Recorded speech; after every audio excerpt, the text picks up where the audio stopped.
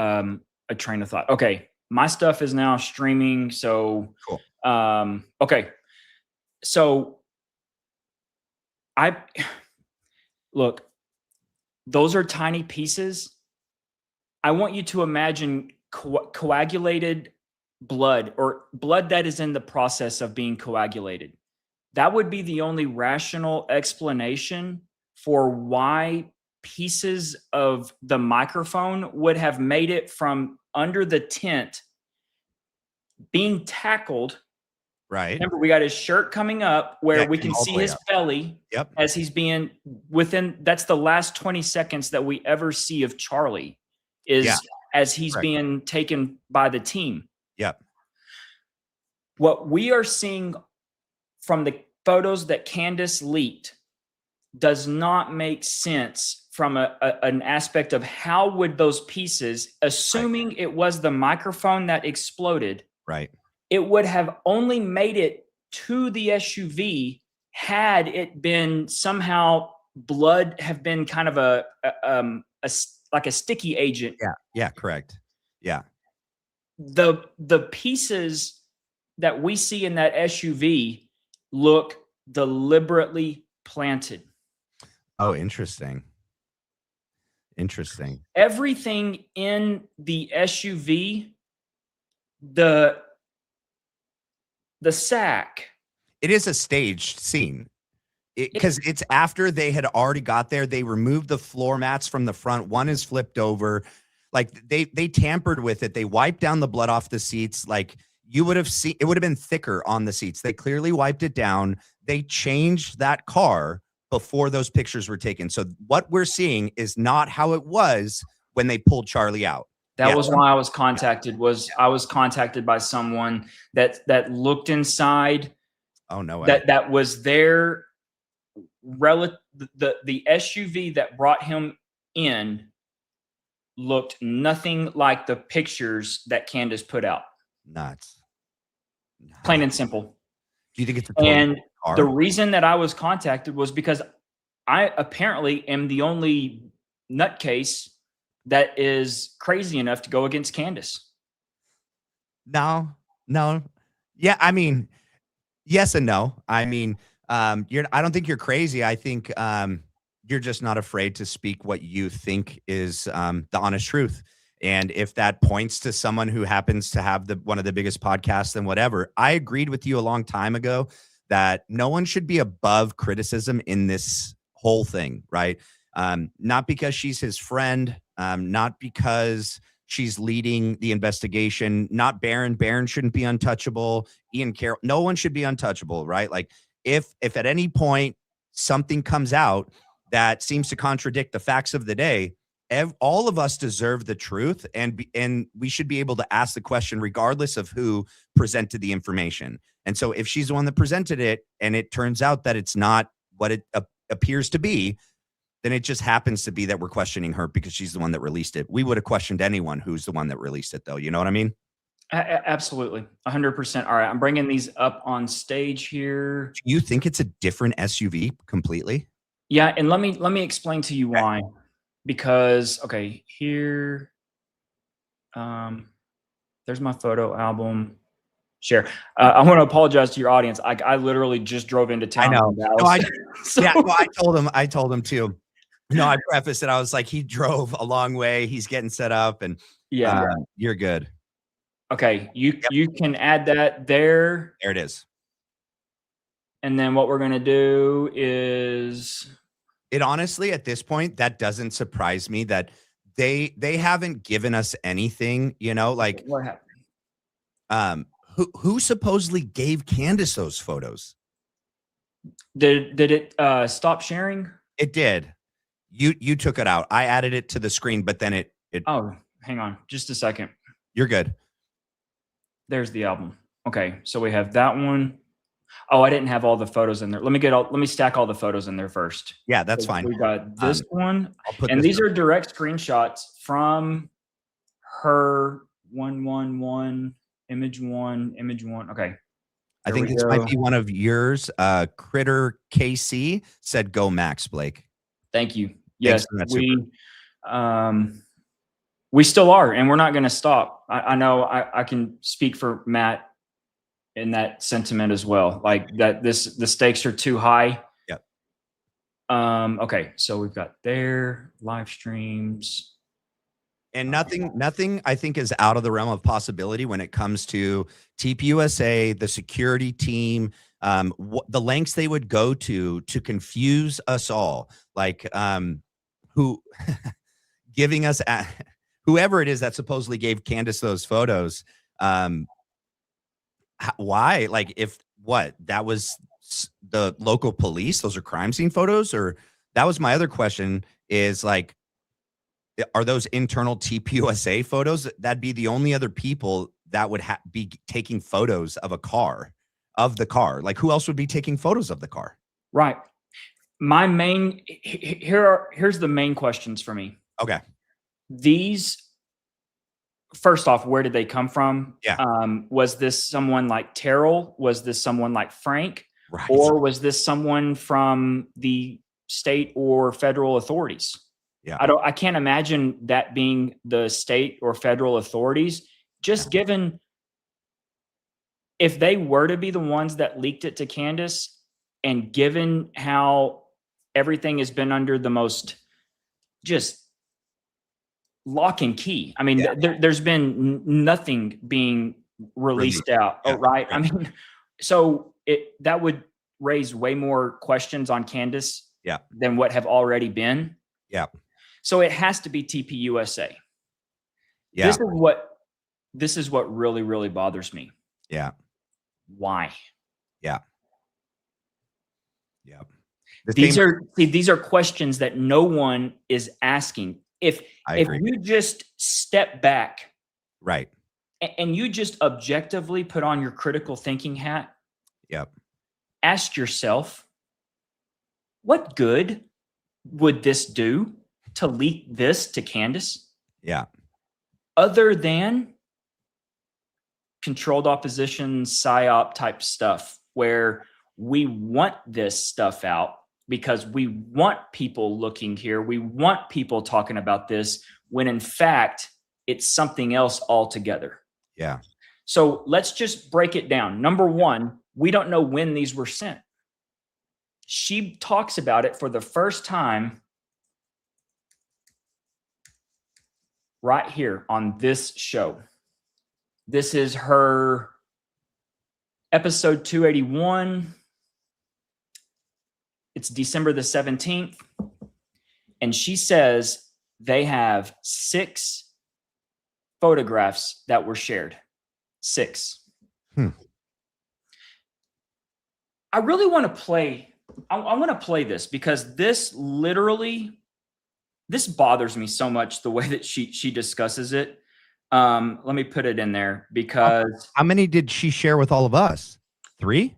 2? On December the 17th, she only shared 1 because her words were it was too gory. And she was afraid that it was going to, she doesn't come out and say it. She essentially is alluding to the fact that it's too gory. Like for YouTube? For YouTube. The blood on the front of the seat? Yes. And when did she finally say she implied that some local law enforcement gave it to her, right? At a later date, she implied that, right? She did. Let me pull this off real quick. And then I need to put 2 videos in, and then I will have it ready to go. Yeah, that's fine. Okay. Yeah, while you do that, I'll talk for a second. Yeah, because like the person, if it was local law enforcement, if it was any kind of law enforcement entity or individual, you can't release evidence to an ongoing investigation. Like you're going to lose your job. You could be prosecuted yourself. Like your whole career is over. like no one's sending her crime scene investigation photos in an ongoing investigation where the person is up for death, right? And hasn't even made it to the preliminary hearing, let alone the actual trial. Like that's crazy that a local law enforcement official would literally risk their entire career to do that. And then, so my other question, my other hypothesis was, yeah, it had to have been TPUSA. Who else had custody of the car? Who else had access to the car to take pictures? And I speculated, like, okay, maybe the security team had to take photos for insurance, right? For their insurance purposes, because they just lost the person that they're tasked to protect, right? They're going to have to maybe take photos to, I don't know, or TPUSA, maybe for life insurance, they would need to take photos. But then that implicates TPUSA as the one of having photos. And then I did, even way back when these came out, I was like, it would have had to be them. It would have, and we know that she had a direct contact to Andrew Colvett and Terrell and was getting information. But why would they release this? Like, it doesn't make sense unless it's not what it appears to be, and they're controlling us and what we think about this case by giving us images that aren't real.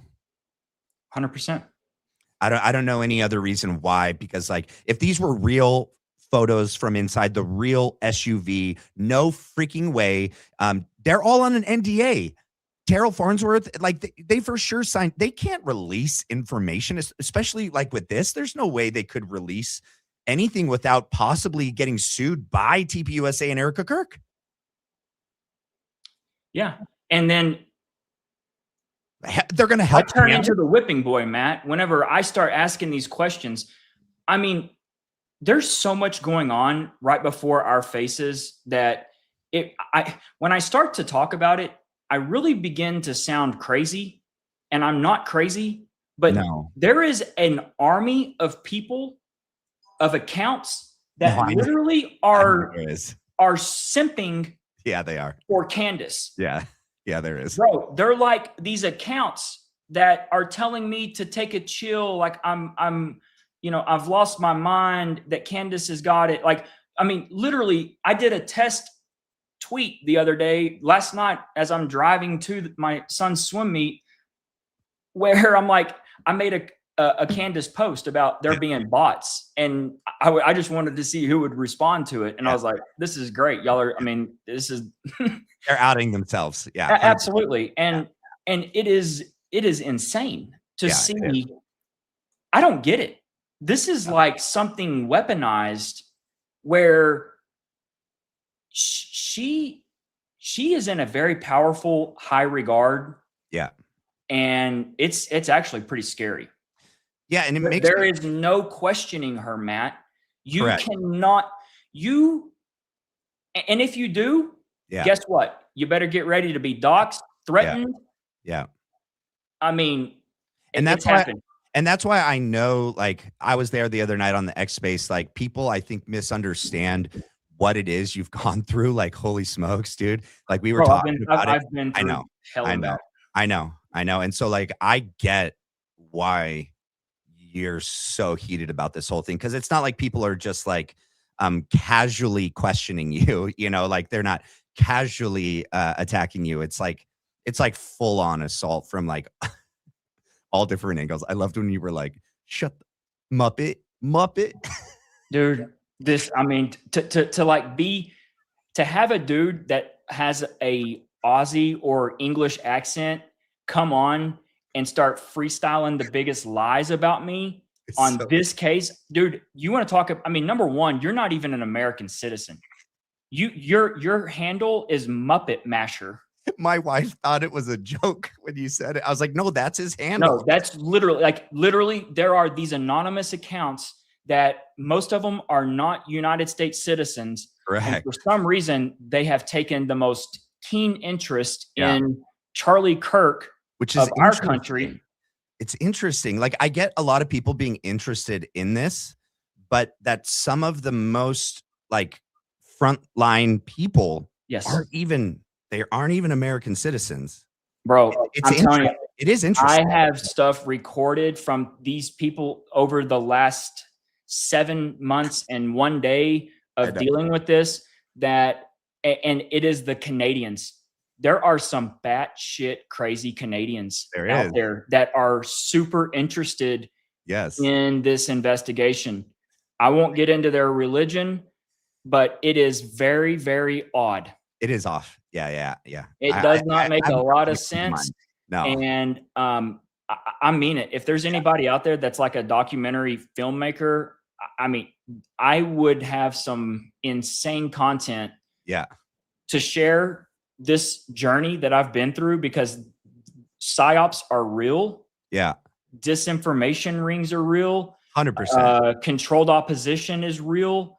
And there is something major happening right in front of our faces. Because look, if it's not outed here, it will happen again. Yeah, They're 100%. honing in their skills, and Yeah. they've figured out this is a new battlefield to Yes. basically combat the information space. Yeah. Like 100%, they realize that their old tactics, like through mainstream news, don't work anymore. This is the new medium most people tune into, and there's no way they're going to let that medium be in our hands without having people set out. Charlie Kirk's assassination is the biggest thing in our lifetime right now. There's no way they're sitting back and they're just letting us do this. No freaking way, dude. And they are sharpening their skills through this. They're seeing what's working, what to do, what not to do, because this isn't going to be the last time something happens, but they are figuring out like how to perfect this thing for sure. Yep. So it really, it's disheartening whenever you've got 4-hour, 5-hour spaces on X dedicated to just full on attacking you. Yeah. There's been a slow, because a lot of people have not been in this investigation the entire time. Correct. So they might have jumped in November or December. Yeah. And then they're like starting to demand things of me. Yeah. And I'm like, hold up. Yeah. No, you don't know what you're talking about. Yeah. Because I did do all of this stuff. Yeah. I'm on the third doxing of myself. Okay. Yeah. Like, so it's like new people come in and they somehow feel behind their profile picture that's a cat or something, or a cartoon figure with a magnifying glass. They think that they're going to be superhuman. Like they're these Billy badasses. And I'm telling you, like, no. So anyways, I've got all this kind of, it's overload, and yes. I try to keep it not where it affects or distracts me. But it is interesting to say the least. Yeah, for sure. Okay, so back to the pictures. Did you get them pulled up? Oh, Yeah. I got to add it in. You were waiting on me. My bad. No, you're good. So what I'd like to do, Matt, is play just Candace's own words. Okay. Yeah, and then let's talk about it, because I'll help make my point along the way. Yep. Hey, what's up, everyone? So a quick video on the photographs that Candace has released from inside of Charlie Kirk's SUV, the one that took him to the hospital that day in Utah, and just some big issues that I have noticed, other people have noticed, but it really needs to be talked about. It needs to be discussed and addressed, and hopefully this video will land at her attention sometime soon. First, let's revisit the 2 episodes when she actually dropped these photographs, and then I'll tie everything together at the end. I have 6 photos of the inside of that vehicle. We are on the fence about, and I don't know what you guys think in terms of YouTube and showing this, or are we going to have to put this up on the website when we drop all the Egyptian plane logs? I mean, what do we think, guys? I'm letting you, Mark, make a decision here about whether or not, and if we do show this, is obviously like very viewer discretion advice. People have watched crime scenes on the news. Should we, what do you think? You think the one, what we'll show one of them that's not so gory? Matt, Yep. is the sound okay first? I don't know why it's not playing as loud. Hopefully we heard that. Yeah, I turned it up on my end because it was playing loud, but I turned it up. This right here is so scripted, bro. Yeah. When have you ever known Candace to on the fly be like, oh, are we going to do just one photo? Hey, Mark, we didn't really talk about this with the gore and all of that. Should we just do one? This is scripted, bro. Yeah, there's no way that they made it to this point on a show like hers. They definitely went over everything before, and they made every decision. It's Why in is their she doing queue. this? Yeah, I don't. Yeah, it's part of the show, you know. Dude, this is not a show. This is an investigation that we're all a part of. Yeah. Yeah. Okay. Yeah. I think the back row is probably the best. Like, this is just so you guys know that we're not making up that we have these photos. We do. We have these photos and they tell a story. And I think it's important to share these photos with people, which I'm going to do. Investigators. When I say investigators, I mean like mommy sleuths and investigators on the ground who have been looking into the story and not accepting the Fed slop. I think it's a good thing. All right, so first of all, let us begin with the photos inside the van. We had only showed one. I'm going to show you this one here so that you guys can take this. Here is a closer bit. I do want to point out that it does very much look to me like there is some sort of shattered glass in the back. I know some people think that this could be a part of his mic that he had on him. And so I just want to say that I do see that all across the back seat, which is interesting. And I know some people are working, Baron Coleman being one of them, working on trying to examine why they told the story about how Brian Hartpole was hanging out of the SUV, which wasn't the circumstance when they pulled out. So it's a bit confusing. Hopefully this helps. Here is another photo. And I should have said viewer discretion advised. They had told us this story about how they had so much gauze and so much and all this stuff. We were able to find basically what you see in the corner that kind of looks like a UPS ticket, like a UPS, yeah, I guess you could say a UPS package ticket. What that is actually Instaclot, and which is essentially instant gauze, and there's just one on the floor. So unless he opened one and then put the rest of the packaging in his bag, which would be unusual, there's only one on the floor there that we could see. Hopefully, again, having looked through these photos and taking a look around, if you are one of the people, this is another side angle, if you are one of the people that has been working on this story, you can, hopefully I'll just see you in the online universe and I can share these photos with you. Because again, this now feels important, and I have no understanding as to why Turning Point USA would not share every piece of footage they have. All right, so you heard Candace. See how she does that? Like, she tries to be like, "Hey, I want to help you guys investigate," but then, like, it's a mind game. It's a mind trick. I don't know how to describe it. All you mommy sleuths out there, can we get a daddy sleuth as well? Candace, okay. So when we start to ask questions, we're not allowed to ask questions. Right. Matt, this is very frustrating. Okay. Yeah, and I want to respond to a couple things in the chat, you guys. No, these pictures are not released today. These are really old. Number one. Number two, we're not attacking Candace. That's what's insane, you guys. Like, we're asking questions about how in the heck did she get these photos? Why are there 6 mentioned, only 3 released? Why is the window blurred out? Why is the outside of the SUV blurred out? If she edited the photos, you guys, she should have explained to us why they were edited. Did she edit them? Did they come edited to her? Who gave them to her? Because that explains so much. It doesn't make sense for someone in the local police department to have leaked crime scene investigative photos to her. And it makes less sense for TPUSA to have leaked these photos to her. Who took the photos? Who took them? Who sent them to her? That's a valid question, you guys. Everyone's asking questions of Blake. Where did he get the video? Where did you get it? Who gave it to you? How'd you get it? We can't ask. Okay, when Baron gets stuff, like, where did you get it? Who gave it to you?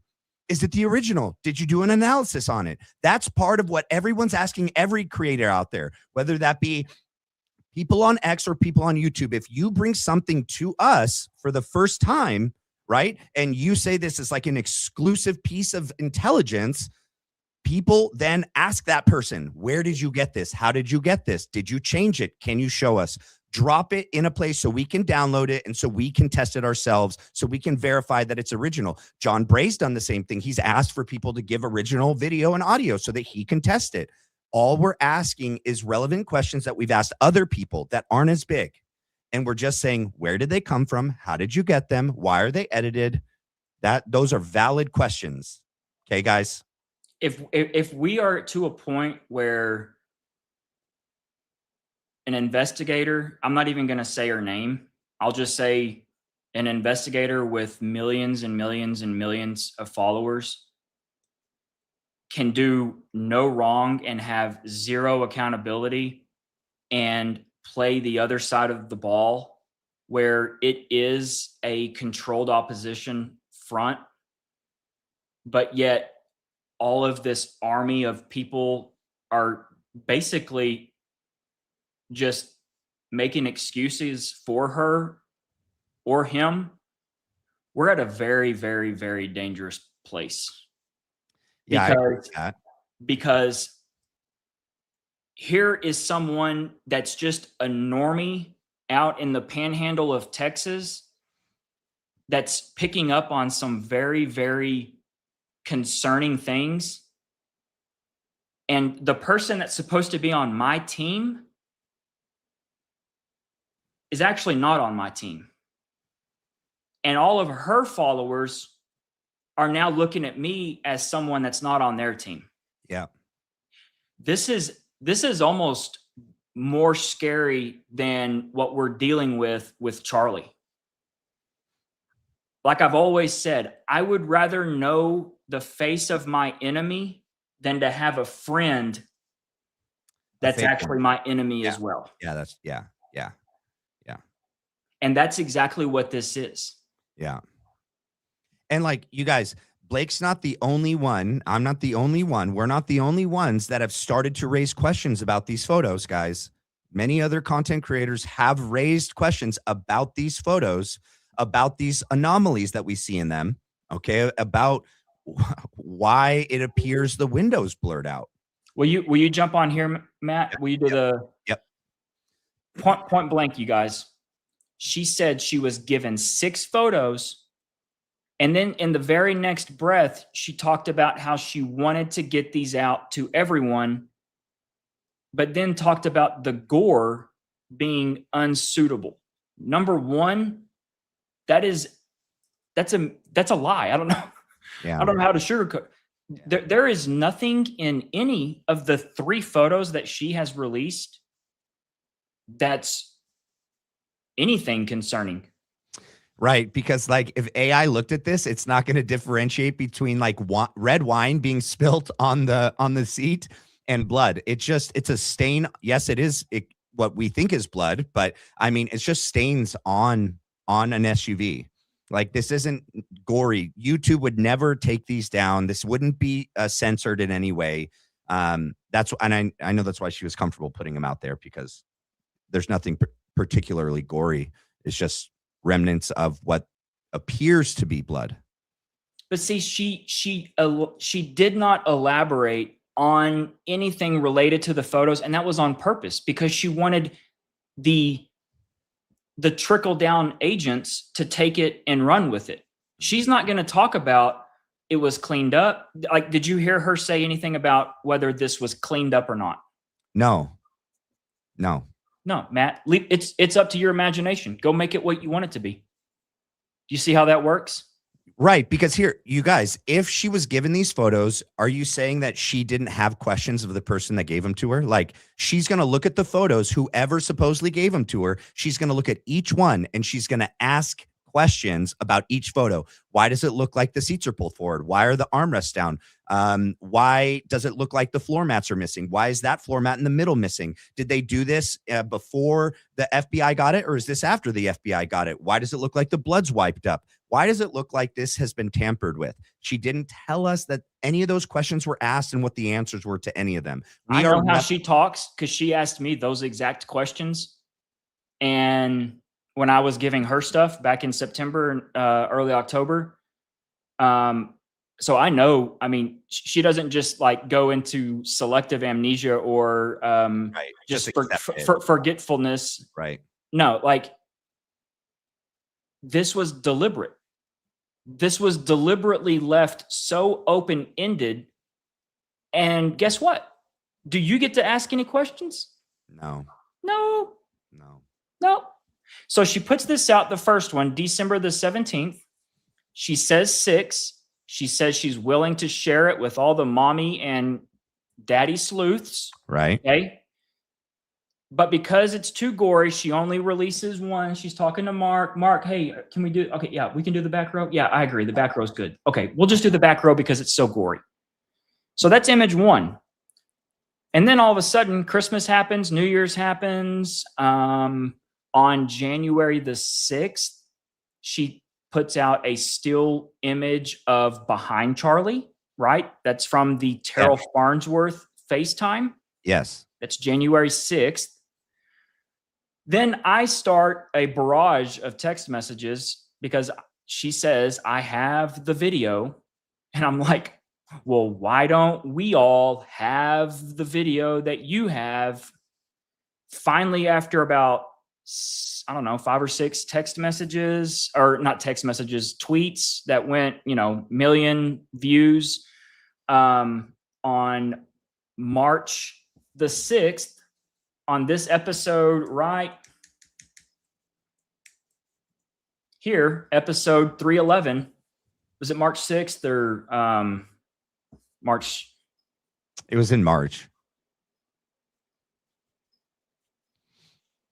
March 12th. Okay. March 12th is when she does the big release video. This episode is the big release. What does she do in this episode? Is she puts out the video from behind Charlie. Yep. But right before she does it, she releases all of she does the other photo releases. Except for the final 3. Okay, but she doesn't say that. Okay. So she just says, I'm going to release the other photos. Oh, interesting. Okay.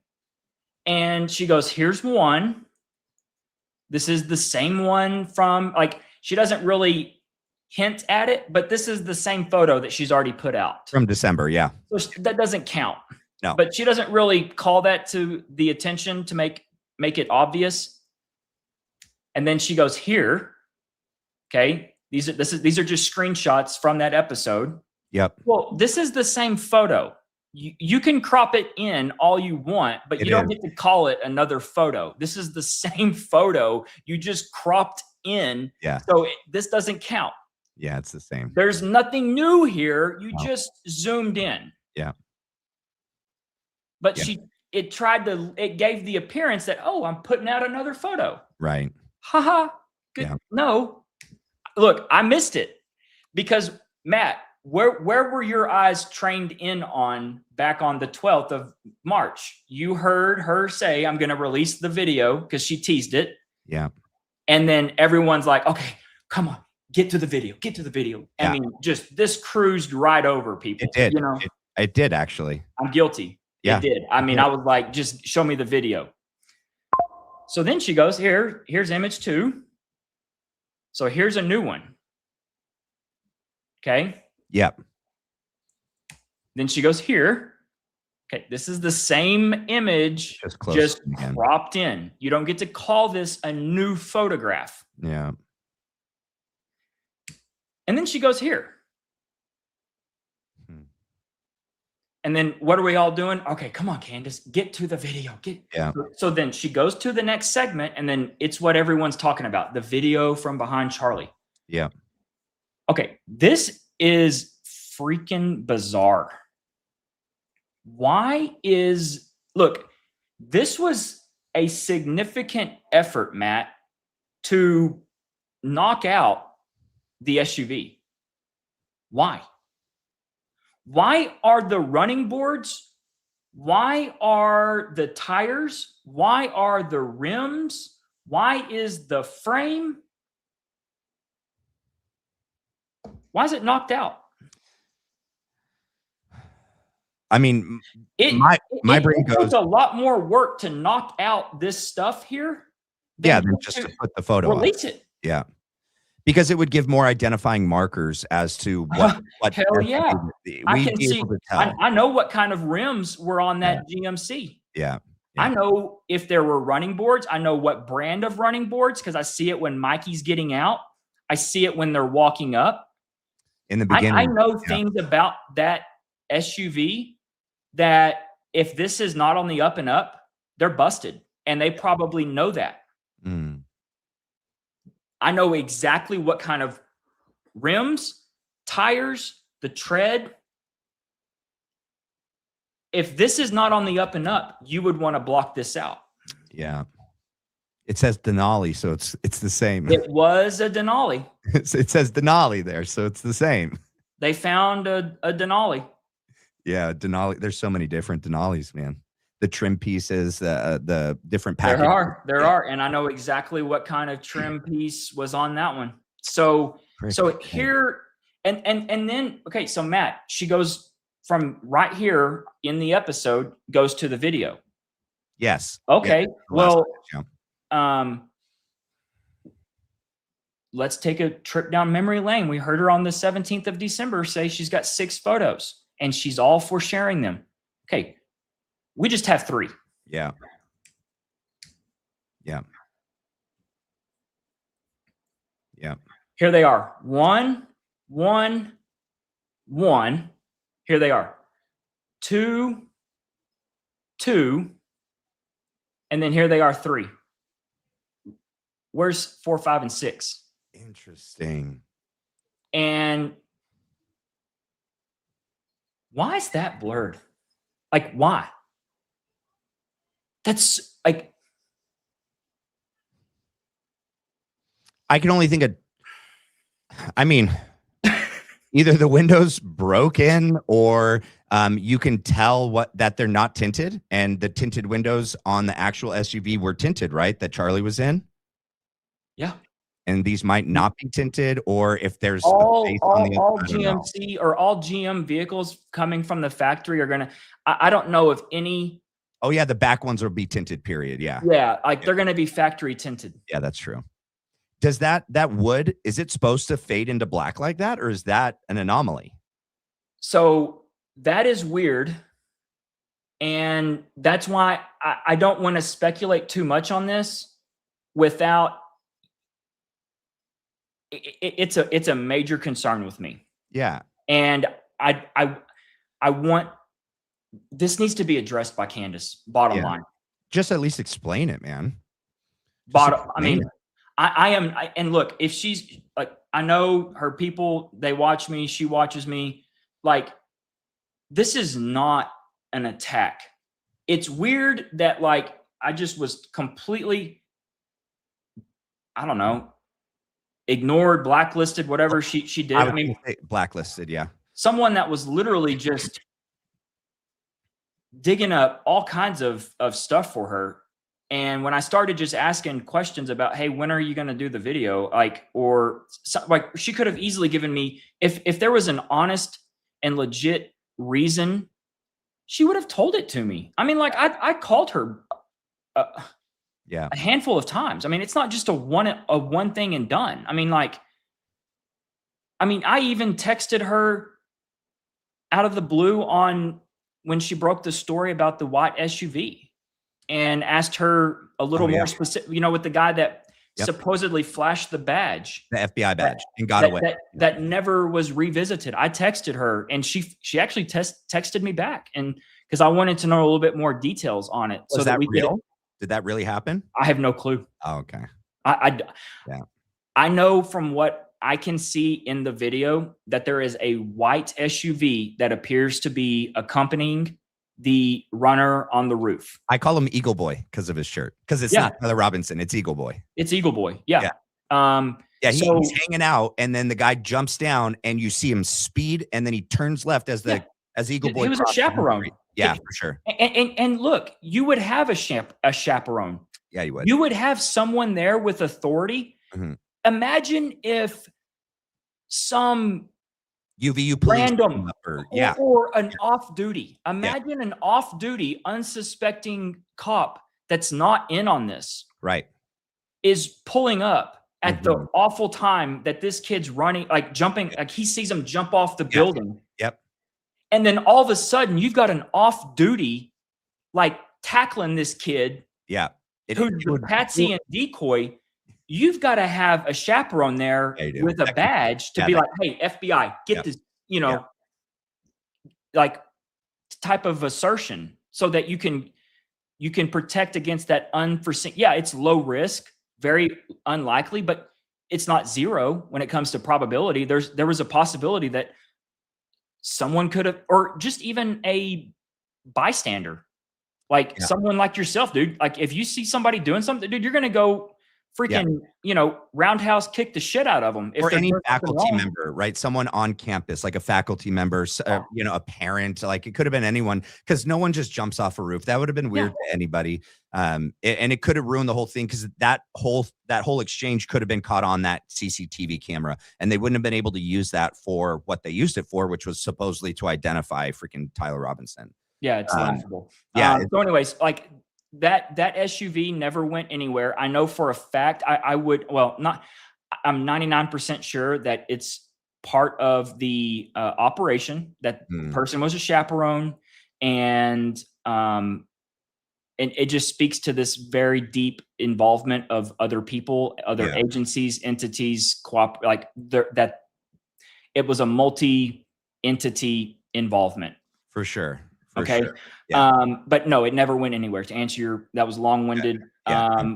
Just one of the many things that just kind of fizzes or hangs out there in kind of no man's land. Yeah. But that we all remember, the people that are super in tuned on this case will remember it. Yeah. So yeah, I cannot come up with any reasons why this would be blurred out. Yeah. And then let me just dive right into why I think this happened. Okay. Oh, quick question before you do that. Is that handle broken in any way? Or could that be something from how they altered it? Or is that how it is supposed to look? Here? Yeah. Or in front of it. Is that how it's supposed to look? No, all of the, these do have a grain on them. Some of the trim packages do. Okay. But this here appears weird. Yeah, that's what I was thinking. Right. And so, yeah, I don't know, but there has to be context to when and where. And I think that's why she left it so open-ended, is because she wanted people's imaginations to just kind of run wild on it. Yeah. Or to see if it did kind of take hold, take root, and start to grow, roots. And I think it's where we are now, where people that have eyewitness accounts, things are not adding up. Yeah. Even think back, Matt, how did Brian Harpole describe him, Rick, anyone that was in close proximity to Charlie in the SUV? Do you remember how Brian Harpole described it to Sean Ryan as to the way they showed up and looked at the hospital? Yeah, blood everywhere, supposedly. Blood all over his face. It got in his mouth. And clothes, like they had to get scrubs. Yeah, they felt bad for how they showed up, because, they felt bad for the hospital staff who honestly, that's a direct quote. Which is so weird, because like OR and ER staff, like they deal with blood and stuff all the time. Like, what are you talking about? You're right. Does what you just described and what we heard from his mouth, Brian Harpole, to Sean, does that support what we see here? No. Here? No. I mean, that's a Fiji water bottle there that. Yeah. I hate to be this guy, but like, this is normal. Like, we're being normal, Matt. This is just normal questions that we all should be asking. Yeah. Because we're genuine. Like, Yeah. literally, we just want to get to the bottom of it. Yeah, we just want to know like the truth, and if there's these anomalies that don't make sense. And um it'd be different if when any person who's part of this, whether that be like Baron or Candace, whoever it is, that when they release something that they can explain what it is that we're looking at all the way. Because there's no way that they didn't have the questions that we're coming up. We're not like smarter than everyone. You know, we're saying the things out loud that are in our head. Okay. All right. So, You were, before I asked you the question about the handle, which got you off track, you were going to say what you thought about the SUV. okay. I know. Look, I like John now. I didn't at first. John was one of the biggest critics of the video without asking me to share it so he could see it. Like, none of that. John did not show one interest in asking me any questions when the video first came out. There was just a collaborative effort from a group of people to discredit the UVU review video because it was too perfect. Mm. It blew my mind, bro. It blew my mind. I literally went to bed on the 24th. No, the 23rd, as I was beginning to launch everything out, thinking like, this is about to change. Like, oh my gosh, I cannot believe it took 12 hours and I was already having to make my first video to defend myself against John and a few of these accounts. Like, one of them was Chelsea Freedom, amongst others. Zeb Boykin jumped in. Because they were all on calling the video a fake. Oh, really? From get go, they were all saying it was just fake. Absolutely. I 'Cause have it follow all. that Like, I can go back in my photo library and pull the videos that I'm setting here at this very spot in my office, showing all of this stuff because John Bray had a video where his was with the Planet of the Apes. He put a Planet of the Apes character in the corner superimposed on top of the video from the UVU Reviews YouTube. Okay. And I put literally side by side. I'm like, dude, John, and I didn't know who this guy was. I was like, this is the UVU. This is what they chose to upload, except they put a blur on it and they put their watermark on it and they trimmed it down to just a few seconds, like on this side and this side of the Big Bang. I said, I have the full video, unblurred, the original that was originally recorded. I was like, I have it. And the damage had already taken root. Oh, wow. Yeah, I had to, like, it lasted about a week and a half. And I was like, this is insane. I pulled it down because I was tired of getting attacked. I mean, like, and that was what was the very first little experience into this tremendous psyop. I don't know John's, like, I don't know John at all. Yeah. Like I said, he and I, he's now recognized the video as being 100% authentic. Yeah, he ran his analysis on it. It's, I mean, that's great. It's just a good 5-6 months too late, but better late than never. That was the very first experience into what I have been calling like the psyop from hell, with people that are not compromised, not a part of anything, just out here doing normie citizen journalism type of stuff. Yeah. And then I started learning. I started learning their tactics, their tricks. New people were being thrown at me left and right. So anyways, okay. where do I think what happened here? Yeah. I was going with the train of thought. I know you've had John on your show. He's done a live with me as well. Okay. And his theory now is, well, it's always been the microphone. Yeah. And he then started talking about this gunshot that is somehow synced perfectly to fire into the back of the van. I believe 100% this stuff here, these fragments were planted on purpose to lead people further into the microphone theory, because the microphone, it was not what exploded. And if you're calculating from their point of view, they being, and I'm not going to mix any words, I believe TPUSA is 100% responsible for this right here with Charlie Kirk. Okay. Yeah.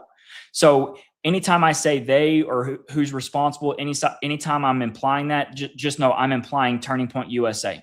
Okay? I saw your post on X. Like, if Israel would have done this, like, it would have been like what we saw with the pagers. Like, it would have been, it couldn't have been this, much of a show.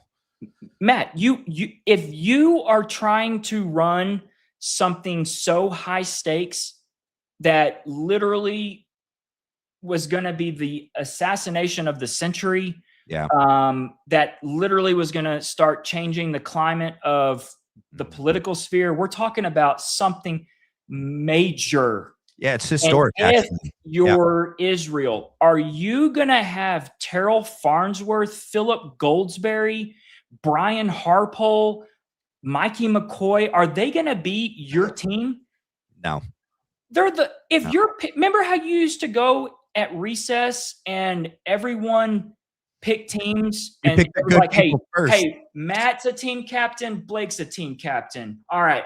And you got all the little schoolboys or like everyone's lined up and they're like, oh, like you don't want to be picked last. Look, I'm not even picking them. Like, I'm like, no, we'll play with 5. Like Muppet. We wouldn't pick Muppet. No, I'm not picking Muppet.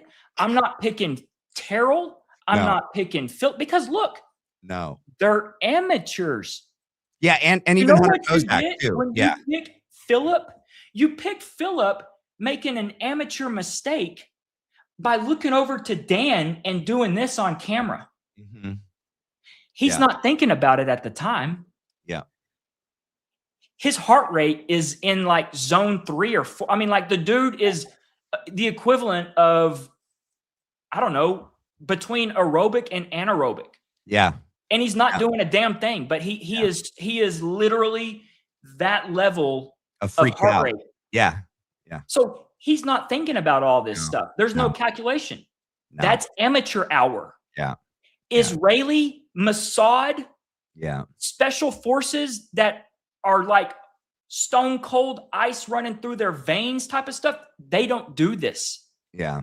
They don't make sloppy mistakes pointing in their ear and shit. Yeah. That's why it wasn't Israel. Mm.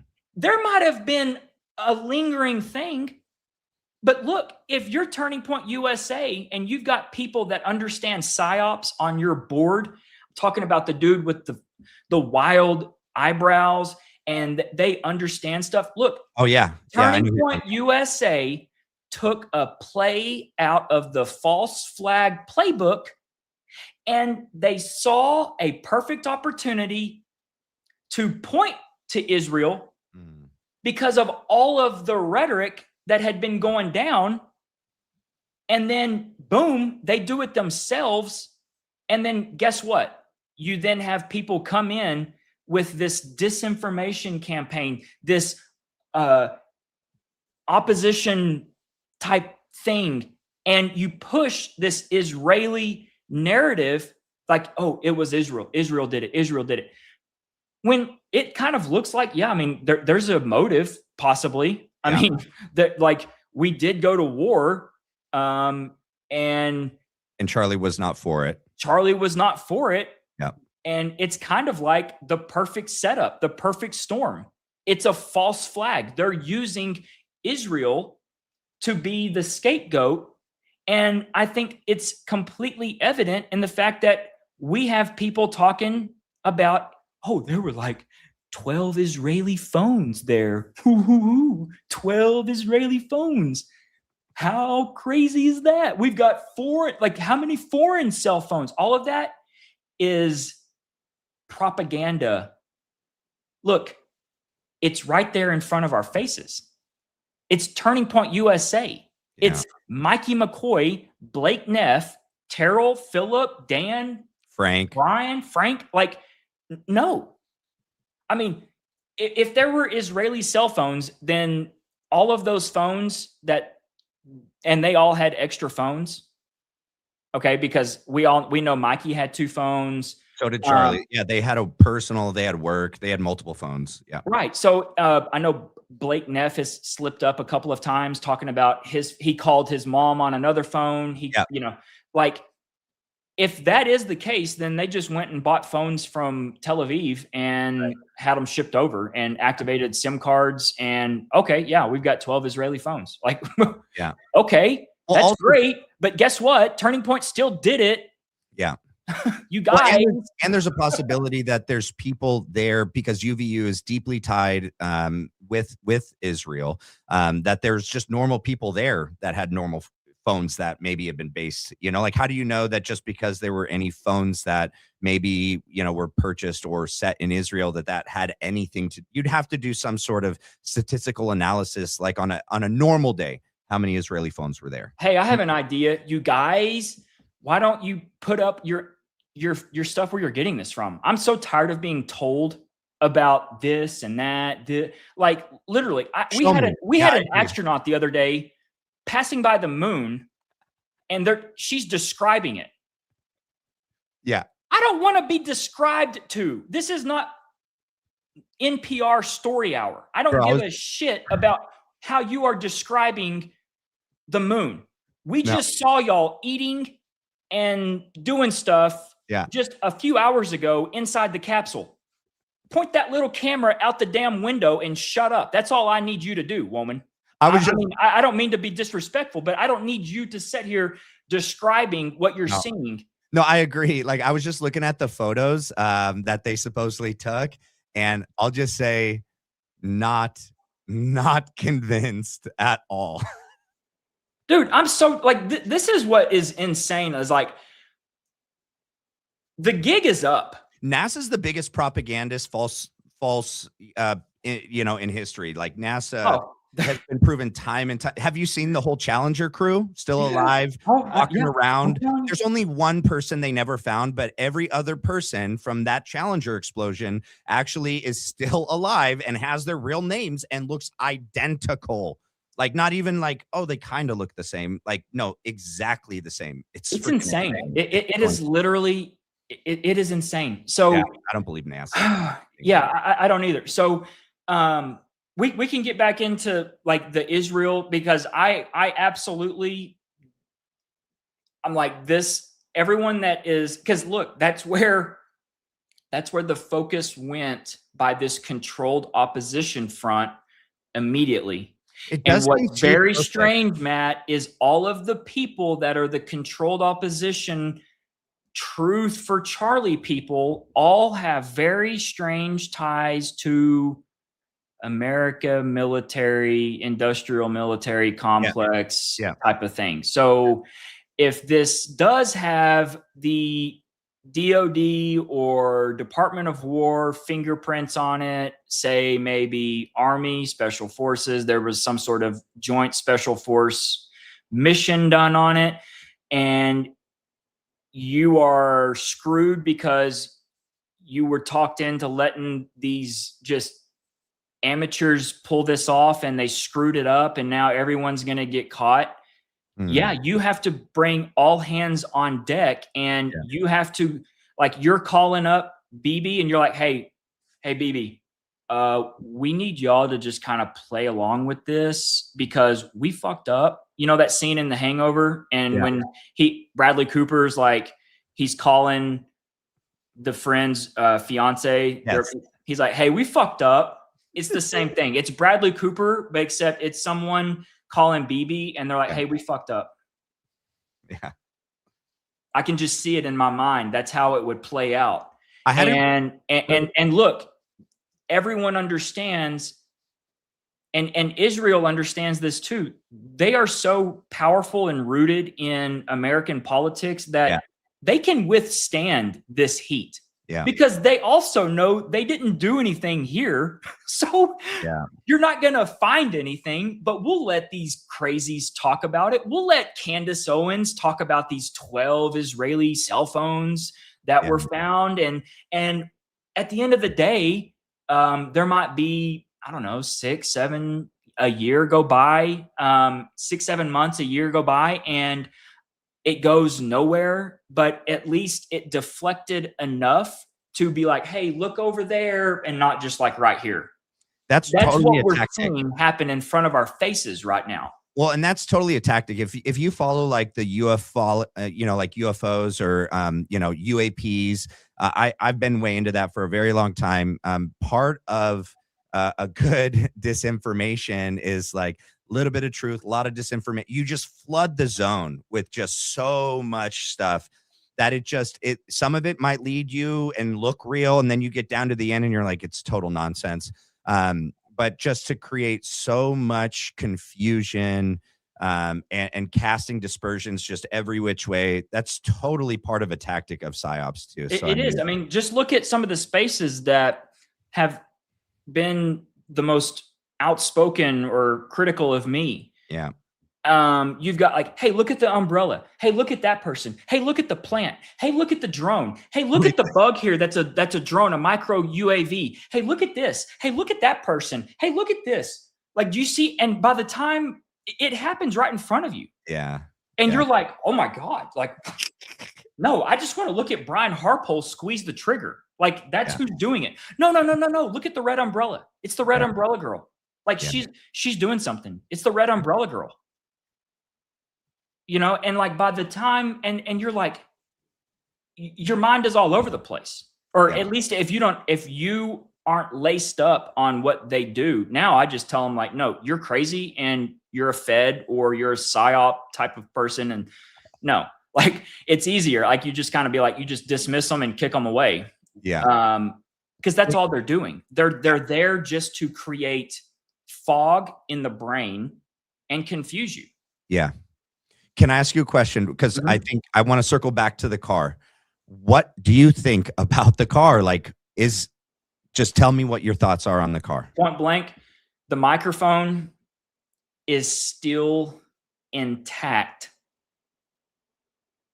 as the shirt comes back around. The microphone is still there. Well, the magnet's there. No, there's still a bubble under his shirt, like where the mic is. Let me see if I can show it. I don't want to. I'll find. Okay, so and this is going to be great because Wednesday we're going to have Zach, you, and John on Wednesday. That's right. Yeah. So that's going to be good too because look, when he came on and he showed clips, it's hard to see.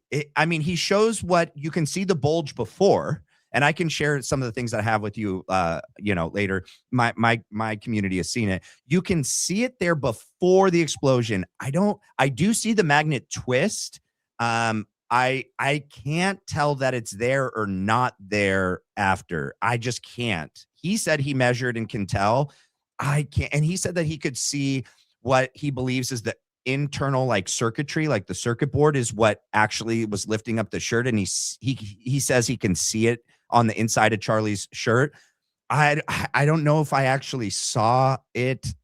Just to be honest, I think I did. I don't know. If I don't show the blood, if I just crop right here along, like he's got the hole here.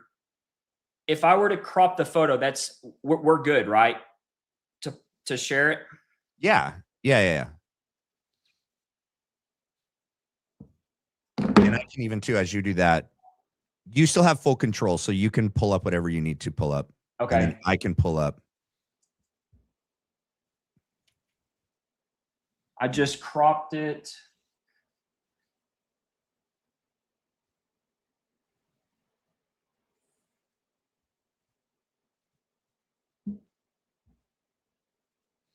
as you pull that up. I'm going to pull something up too. Okay. Let me find it. Hold on, guys. We're pulling something up, okay? Let's see. I need to go to my next page. I got too many emails.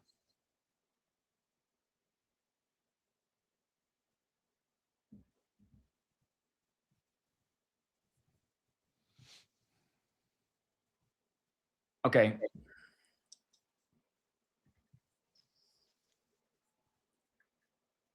The shirt just came back. Okay, because you know how it shoots up, then it unloads in his neck, and then this is the where the shirt rests back. So this is before Dan has even had a chance to start respond. moving To towards react. him, Yeah. okay. Yeah. The bubble, this look, this angle, this here, the magnet is to the side still. This position is the same, like this bubble here. It's right there. Hmm. And let me show you the before. Do you think that the mic had anything to do with it at all? I think it was there to amplify the shape charge. Oh, okay. I think they had it cranked all the way up. For the noise. For the noise. I think they had it cranked all the way up. That's why you had the massive feedback. Oh, interesting. Well, and I've never said this out loud right now, but so when Candace released the photo of the back seat in December, that was right after John Bray really came out with this theory in October. And the back seat, all the back seat did was show you black shards. And that's when she talked about it.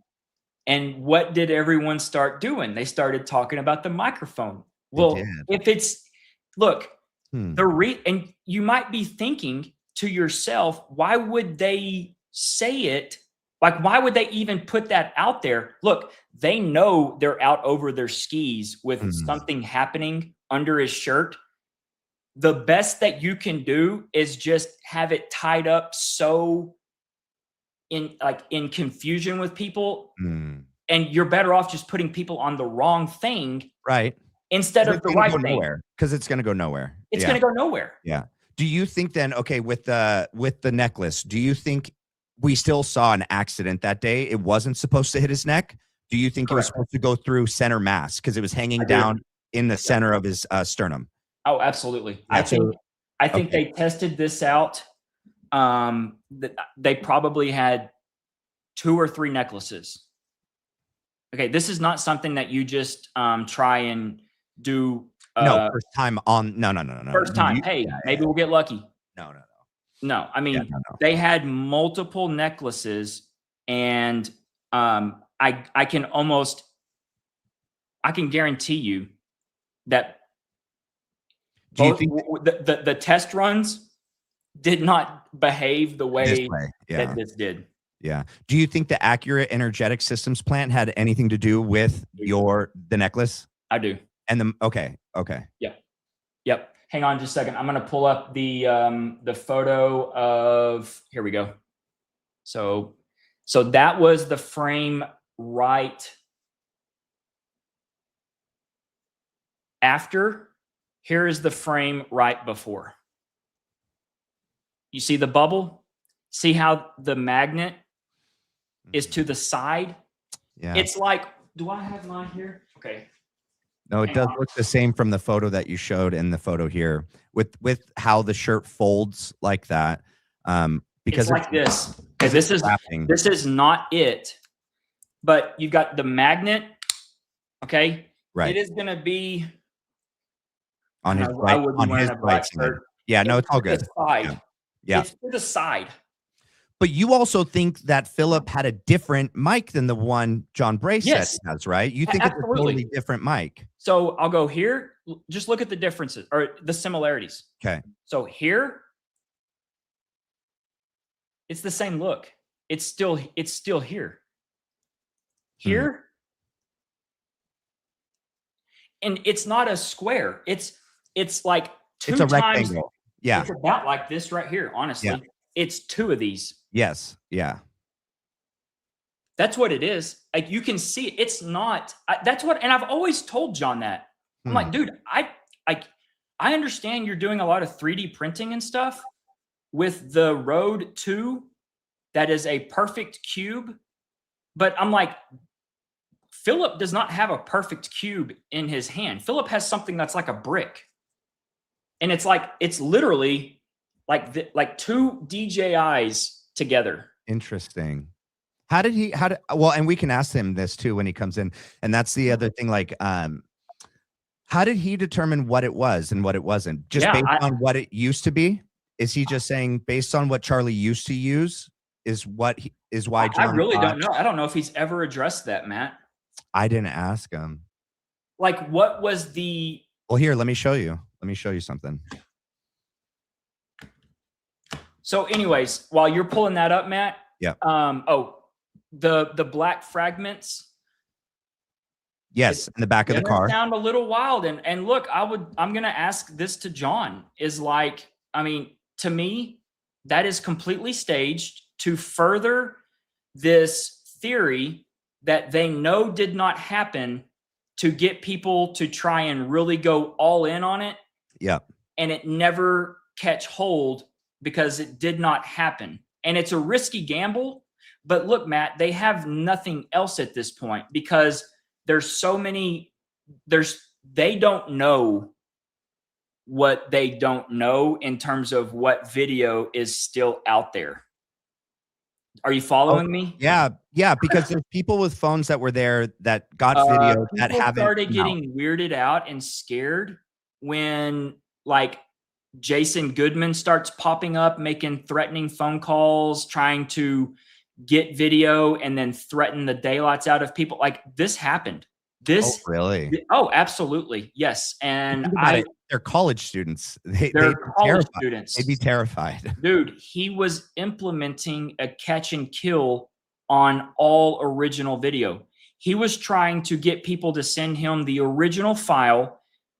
Then he was going to threaten them to never speak of the file ever again. He took control of it. Then he would go in and downgrade the frames. He would take it from a 30 or 60 and he would do some really he described it to Baron in Baron's live show, the members only, how it's done. It sounds very complicated, but basically you basically take out frames, you take a 30 to a 20 and you can run it together to where it really doesn't show like it's missing anything. Correct. Right. But like to a trained eye or someone that actually looked at it in the frames, you could tell. Correct. But like to an average person watching it in full speed, you wouldn't be none the wiser. Look.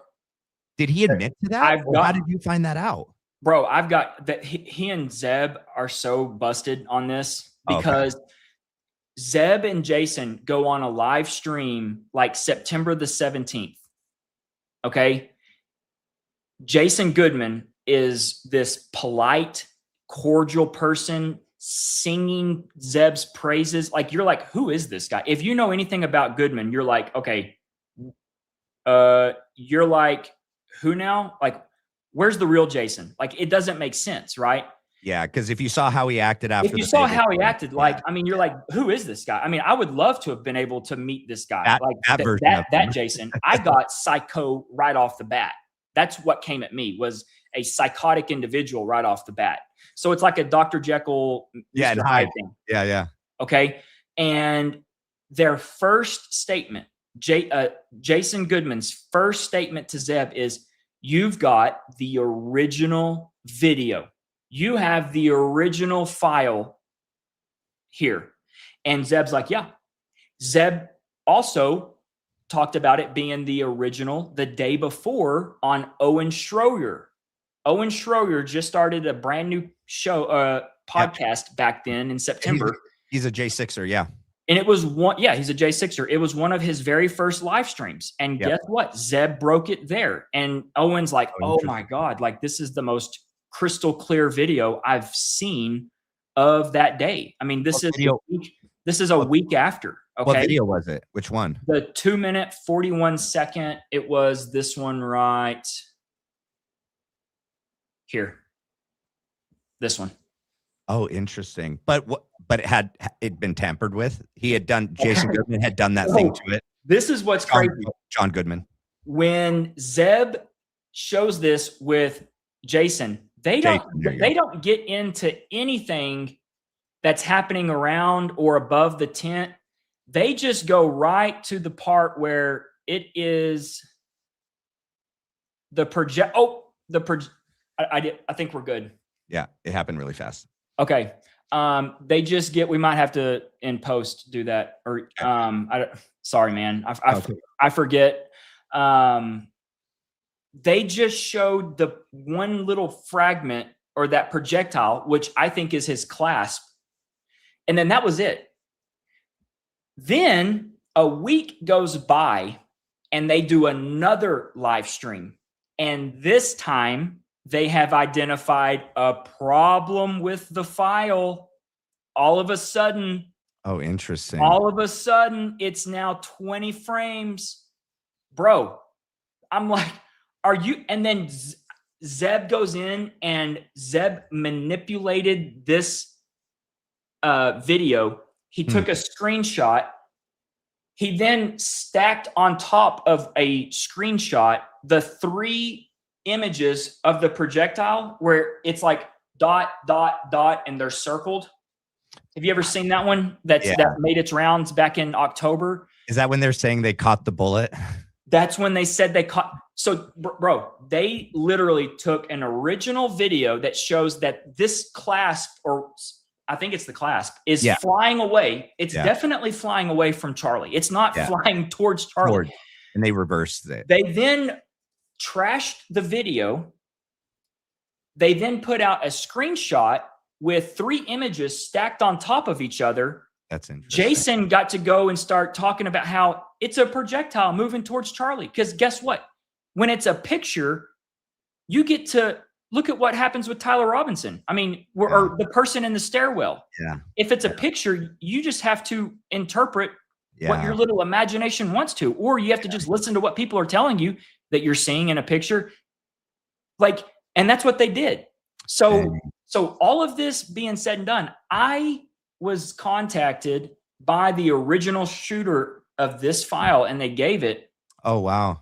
And they were like, I'm scared of Jason. And they started saying all of this stuff. Like, I was threatened not to do this, that. And then I was like, holy cow, all of this started coming together. And then that's where I started figuring out they realized real quick what was actually going on in here, because this is also one of the videos that you can see Brian Harpole squeeze the trigger under his shirt. Yeah, his knuckles. Yeah. It's not the best one, but it's one of them. Yeah, because that's why all of a sudden you start to realize why this video was meant to be caught and killed. And Jason and his ways, I know how he talks to people that he wants to threaten and what he does. So I know exactly what these poor college kids probably went through. Yeah. And luckily there were just some brave ones that still wanted to get the video out. Yeah. There's no other reason. There's no other reason for it. It's easier just to put out the video and be done with it. Like, let everyone see it. You don't need to like manipulate things and do this and that. Yeah. So then what happens in the Baron Coleman members show is Jason Goodman goes through, he basically snitches on himself. Yeah. He tells how it would be done. And it's like, oh, that's funny. I mean, because don't you remember you and Zeb were talking about having the original? And then all of a sudden it turns up to be come to find out this transcoded weird video. I don't even understand it all. Yeah. But it would take someone just like Jason Goodman to pull it off is my point. Yeah.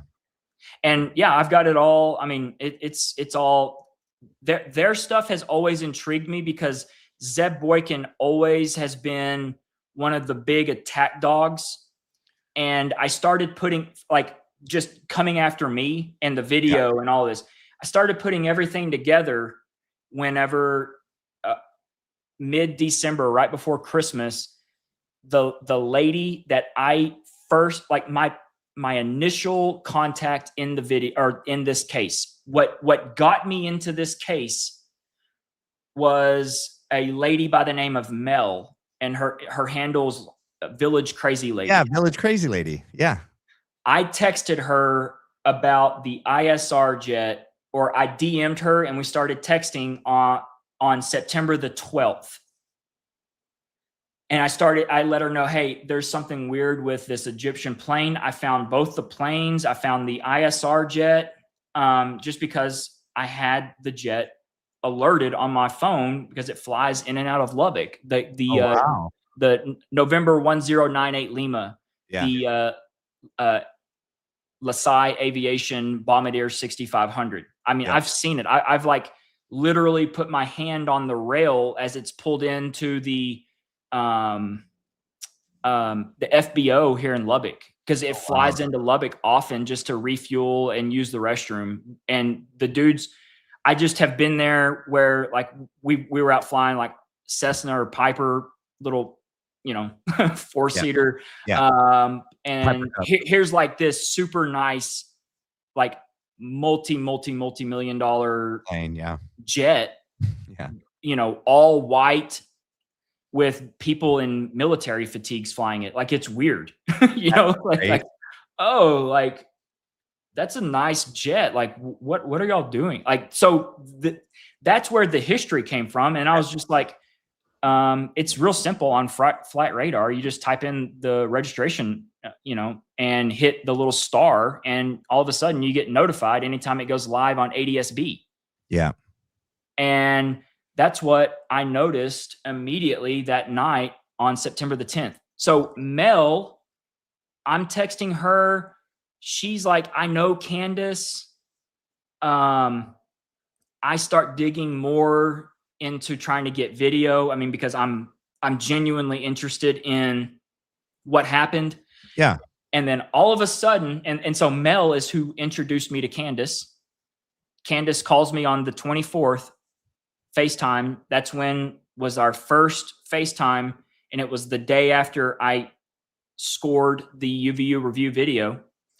But everything was put together, Matt, on mid-December when Mel popped into Zeb Boykin's studio for an in-person joint live stream. No way. And I said, aha.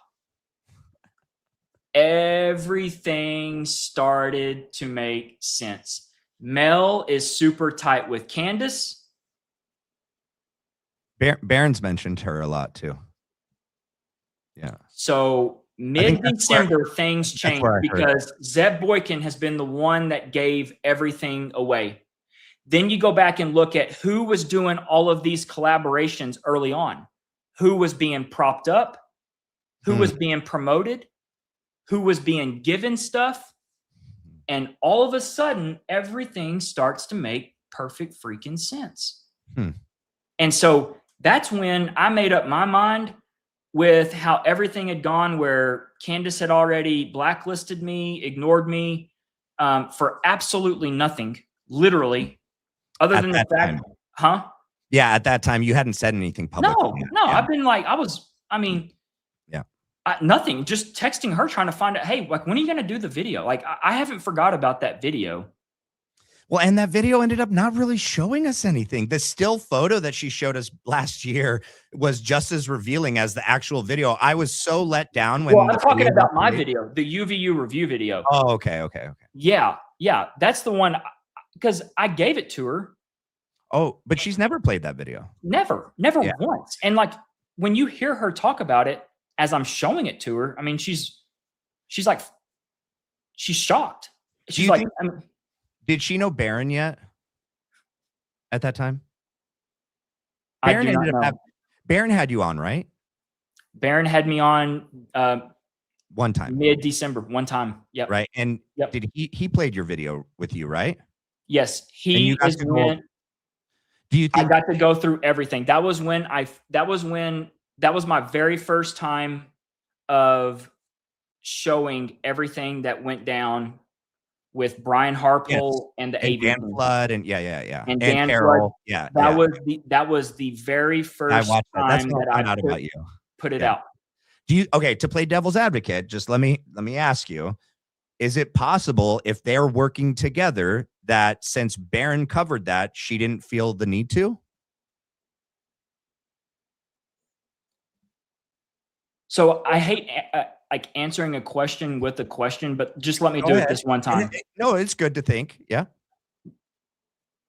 When has she ever just deferred or deflected because of an assumption that she's just like, oh, Barron talked about that one time with that guy. I'm not going to mess with it. Does that pass the test for you? Think about it in the context of her audience versus Barron's audience. And think about it in the context that Barron went through it with me just in the middle of his show. It was a middle segment. I'm not even on I'm not even on the live tab. There's nothing about it. If you wanted to go find the video of me on Barron's page, good luck. Yeah. You'd have to know. I'm not even mentioned in the title the description anywhere. or the title, and your picture's not on the thumbnail. Yeah. So you kind of I gave the video to Candace September the 24th at 10:02 p.m. is when she successfully downloaded it. September 24th. I went on Barron's show sometime mid-December. I mean, just off of that time frame alone with her excitement as to the video, that alone doesn't make sense.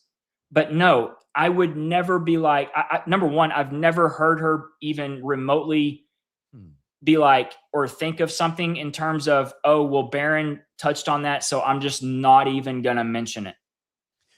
Well, no, I don't think she'd said that, but what I've seen, and this could be, you could take this a couple different ways. Either they're working together for good or not, or the other is that, like, I've seen that on days that she covers something, he covers other aspects of that. And then when you watch it together, like if you watch both, then it kind of paints a fuller picture. And so it does seem that there's communication and coordination to cover parts of this at the same time, because like she only has an hour show. He only really does an hour of a show. He does his opening, which is like 30-40 minutes. And then he does like 2.5, 3 hours of a super chat. And so really you're only getting like an hour and 45 minutes of an actual show of the content of the investigation.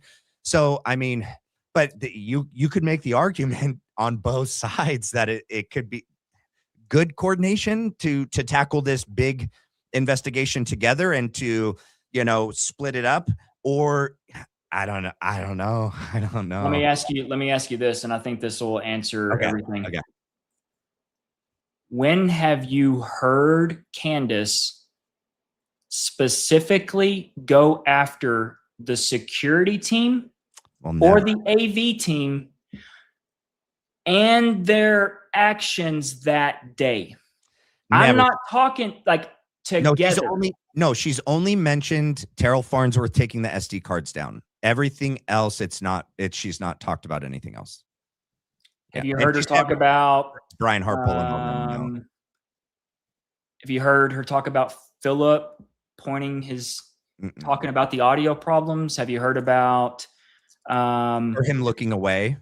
Him looking away, and then him looking up at the roof. Yeah, and then running. Yeah. Have you heard her talk about the thing in Brian's pocket that he's pulling out and messing with that's directly related? Have you heard her have you heard her even talk about the mints? No. Coach does. Coach did.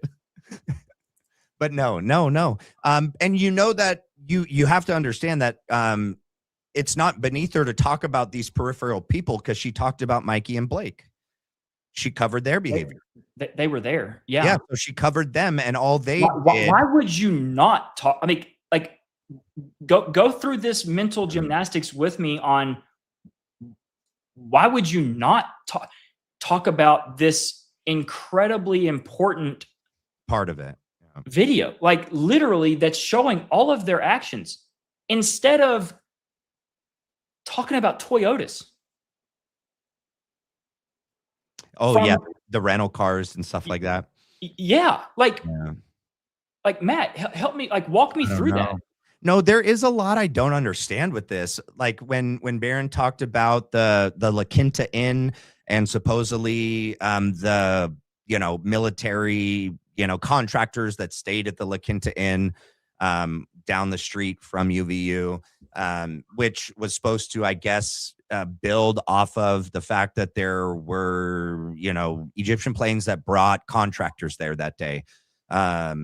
All of which we never see on any of the UVU footage, though. We don't see anyone that looks to me like contract. The only people that look like actual former or active military are the security team members. All of those guys, they stick out like a sore thumb. You can pick out a prior military. Oh, there's a couple guys in the crowd actually. You've pointed out a couple. The guy with the hat and the 9 line. And you have the red hat police officer guy. Oh yeah, put it up. Yep. So this guy could be, I don't know who this is. Okay. I do not know who this is. These guys have to have been given access to be back there. Oh yeah. He's right there. He's in the non-permeable. Yeah. Okay. This guy is like Brian said, he's a known. He's a known. Remember? Yeah. He's a known. This guy, yeah. This guy is part of the AV team. Is he really? Yes. Yeah. He goes and works on a speaker. And Butch Hibbs is right behind him. Here's security guy. This is one of the security team. Was he one of the regular members or one of the 5 or 8 that were added that day? I think he's one of the added because he's not a brother.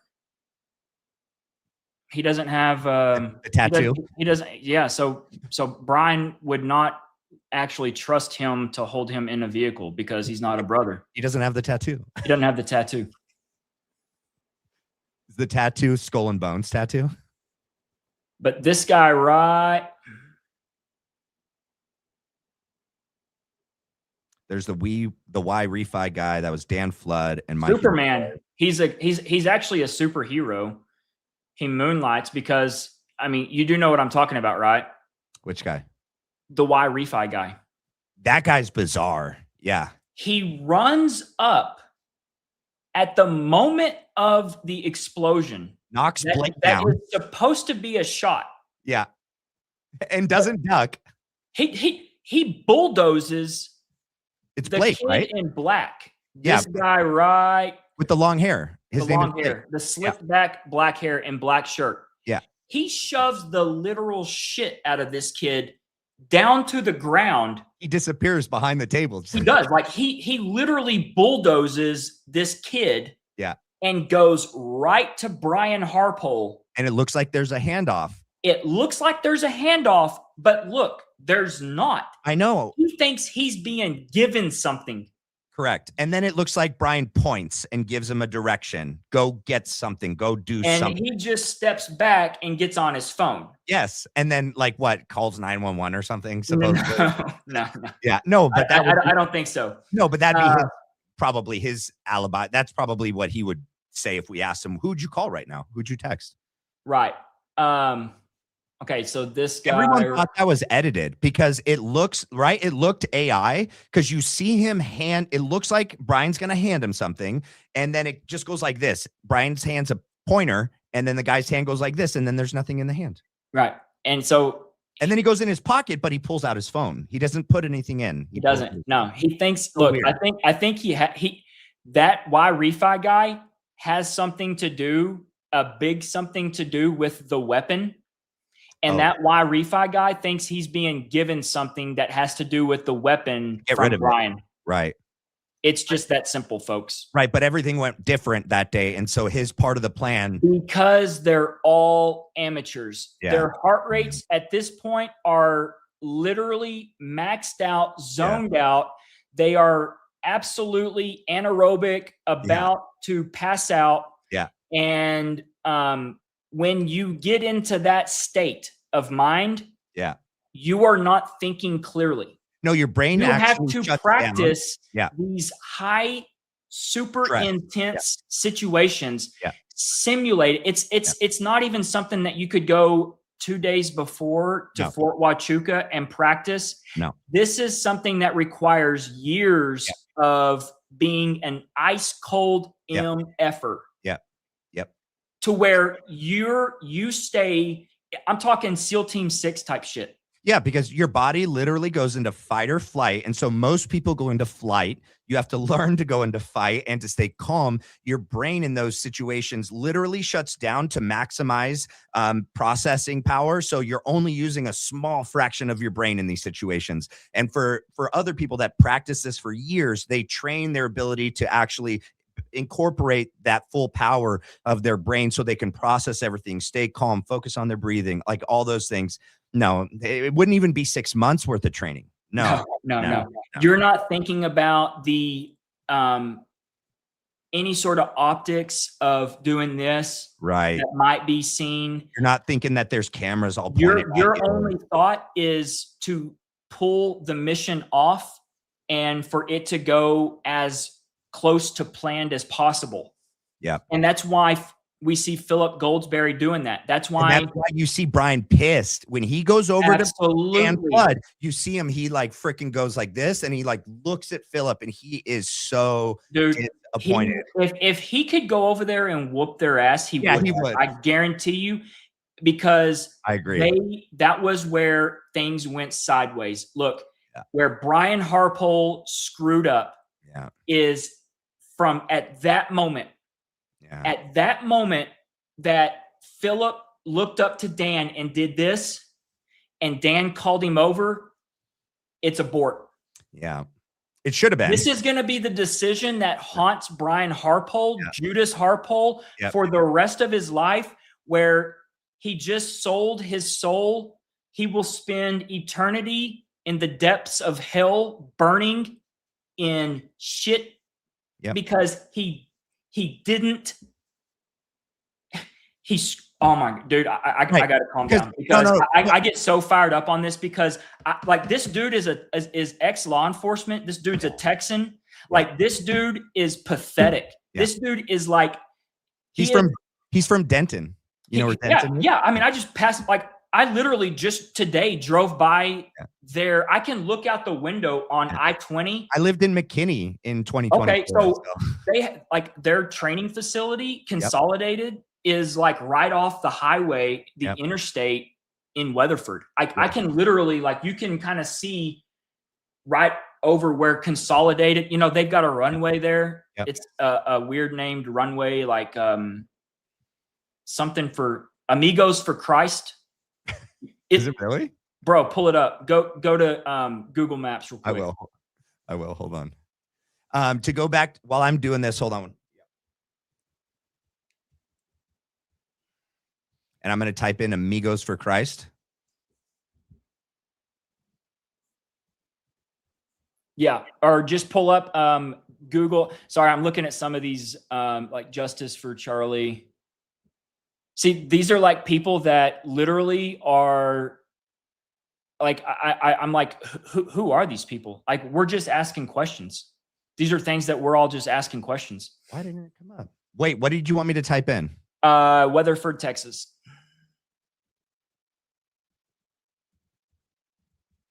And then pull up the map. Yeah. Hold on. Let me share it. And then I got to go back over here because yours is, I got to remove yours. I got to put this up. There we go. And then you got to tell me where you want me to look. Go south, zoom in south of town. Keep going, keep going. Like keep zooming in? Uh-huh. Okay. Keep going in? But back out a little bit and just do Amigos for Christ. Just type that into the little search bar.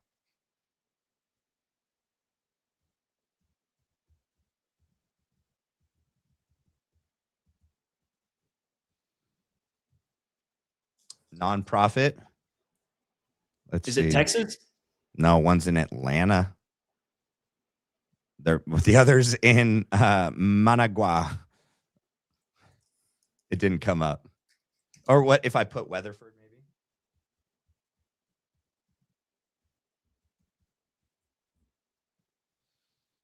There we go. Wait, what's coming up? South Main Church of Christ. No. There we go. Amigos for Christ Airport. No, that's not it. All right. Hang on. I don't know. I've got you. All right. I'll stop sharing and then I'll let you share. Okay. Once I see you pop it up in the queue, I'll add it to the queue. Yeah, I agree that once Philip goes like this, points to his ear, and you see Dan Flood look at Philip and register that, get on the mic, call Brian. Obviously, it's Brian. Brian tries not to turn around, and then Dan keeps speaking. Brian slowly starts coming over there. Then Dan leads in, tells him something. Then Brian goes into his pocket and disengages the weapon. Once you realize that that sequence of events is connected and that something that the AV team is connected to something that's in Brian's pocket, and that is the thing that's creating the feedback issue in the speaker system, that's when you realize that they're screwed. And I agree. I think once you saw that, if you wouldn't have seen Philip do this and have Dan Flood call him over, we might not have connected those dots. But because we saw that on the screen, I told someone last week, you can't tell me that's not connected. There's no reason for the AV team to be speaking with security. Zero. I don't Zero understand. reason. I don't understand. So here it is. What are we looking at? I was like so literally, I drove right down Interstate 20 to come home. Okay. And right here, this is Consolidated Training Group. Oh, it was the airport, the Amigos for Christ airport. Okay. Amigo for Christ. And that's Brian Harple's company? Yeah. Yeah. So there's been some people doing research on possible stuff with Cutler in and out, with like Guatemala and some other things. Yeah. I was gonna run back down some of the flat radar and see, like, I think it's fun. I mean, I guess anybody can make an airport. Like, you just put a pin and call it whatever you want. Well, that was gonna be my question. They have an airport there? Well, it's like a grass track. I mean, it's a grass runway. Oh, okay. So, but it's enough to where there's enough. They've used it to have an aircraft in and out of there enough to have labeled it that way in Google. Let's put it that way. Yeah, that's true. Google recognizes it as an airport, which means it recognized that a plane has come in and out of there more than once in order for them. But that's also self-reporting. Like they wanted that there for, like, they did that as well. I mean, they probably wanted it to be known. I don't know. Yeah. I mean, it's weird. Yeah. Oh, can I ask you a question about, so I live up in North Idaho. I live near Montana. I actually live right next to Coeur d'Alene. Supposedly TPUSA, someone at TPUSA, Barron spoke about this, that supposedly flights came up to Coeur d'Alene often and that some flew into Kalispell. Is that connected in any way? Is there? I have not. Did any of the ISR planes fly up this way or fly from there down over? They the one that did the low path? Is it Gillespie? Is where Kalispell? Yeah, that's it. That's what that is. Yeah, Kalispell's. Okay, so that was the day. That was the day of. That was. Yes. I'll pull it up here. Did it take off from Kalispell, or it flew to Kalispell and then came back?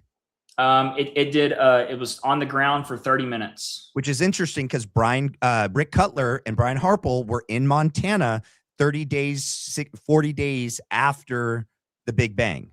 And they were at a lake, supposedly at a different location, supposedly, but I forget who showed that, whether it was Barron. And they were with Butch Hibbs. Yes. Which makes no sense. Why is this old man now turned into a groupie for you guys? Yeah, I don't know. It's weird. But if anything ever comes of it being like more information, I want to go over there and figure something out. I'm not that far from there. I mean, aside from, and I'll show you. So let's pull this up. We'll just do it in real time. Share screen window here. Okay. There it is.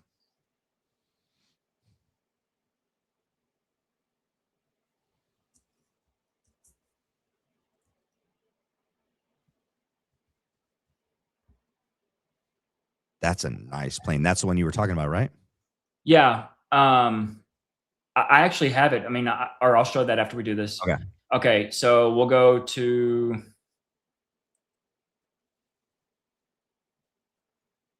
You see how often, like, look at these. Look at this, bro. Wait. Look, these are all the flights. Somebody missed this. Okay. Do you know that one of the flights took off from Ontario? Do you know whose church is in Ontario? One of these jets, one of this jet.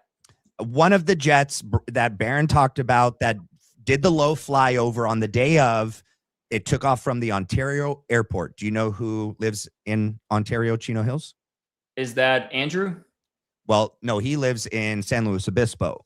Jack Hibbs, Butch Hibbs' brother. Oh, I don't know if he's right. connected, but Jack Hibbs, I know a lot of these Calvary Chapel pastors and the faith component and Rob McCall, all that. But yeah, Ontario's right next to that.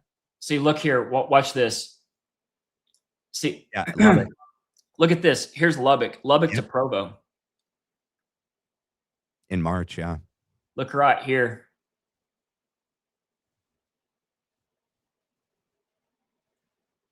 What?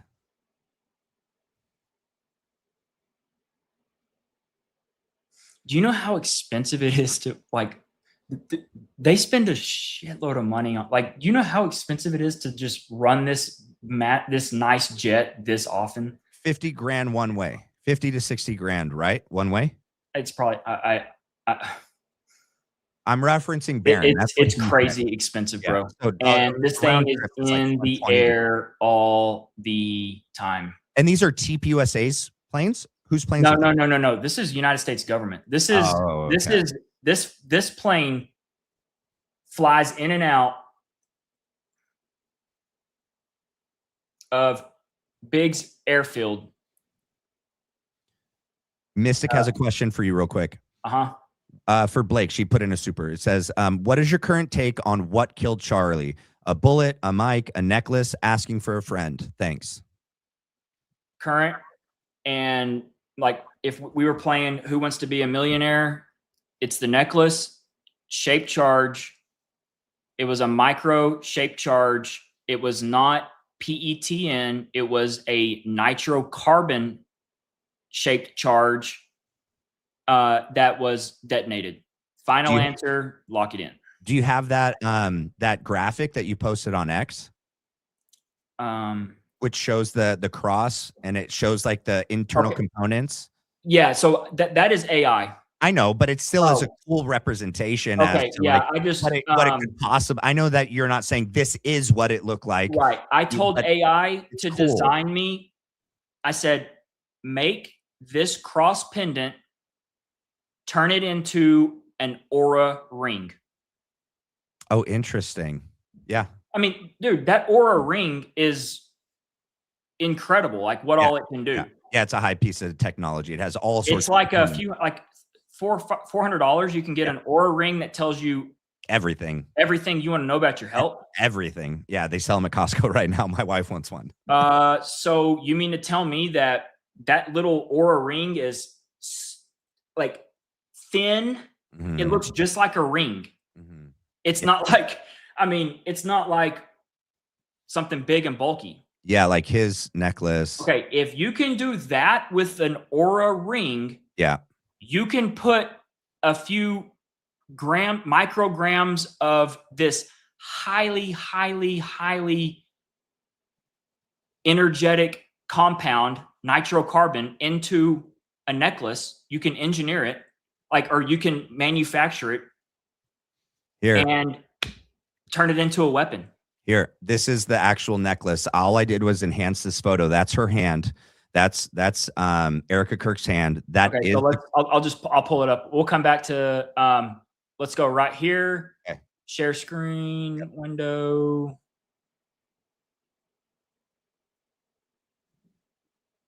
Yeah. So Mystic, he thinks for sure that it was the necklace, and I mean, even though I had John Bray on. Right. I can't understand yet how the explosion could make the necklace go down and then make the cross and everything pop up to make that high on that side of his neck when I know he says it's not. And I can show you that in a minute. What I have oh, sorry, here. There you go. 1 second. I got to pull it in. Okay. To me, I don't know yet. Like, I think I don't know, man. What we're seeing in the photo, it still doesn't make sense to me what we're seeing. Because it looks like it is the pendants that's pulling up on the shirt underneath the shirt. And didn't people do initial breakdowns of the shirt? And it looked like, didn't John initially say that that the actual explosion came from like down below, not up here? Like sternum. That's where. Yeah, because they said the pixels moved the most. That is, the pixels from the shirt moved the most from down there. And he thought that Charlie maybe had a pack of something on his side, like some sort of something on his right side that exploded, or left side, and that's why there was that burn there or something. Yeah, I thought this was a good representation of what it could look like inside. Mm-hmm. Yeah, that is the necklace. It is, and look, Charlie was not wearing a St. Michael's charm. He wasn't. It's not. It's nowhere. Oh, interesting. It's not there. So what is she holding? Well, she's probably holding his St. Michael's right pendant, but he wasn't wearing it that day. How do you know that? Can you see the outline? Was he only wearing the cross? Yeah, he only had the cross on. Oh, interesting. Based on one of the pictures on his shirt, you could see the outline? Yeah. I mean, is it possible the other pendants are behind the cross and you can't see it the way it's dangling, or you think no? No way.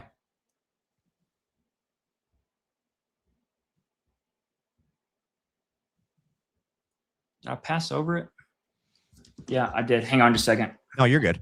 I think that the necklace for sure has so much more to do with it than being an accidental thing that broke.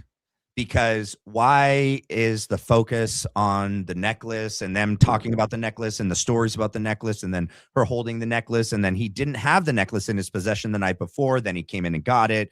Like, there's so much weird stuff. And then we see the necklace break and fly over his head, and then whatever's under his shirt seems to have come from down below, not from across. I don't know though. It's so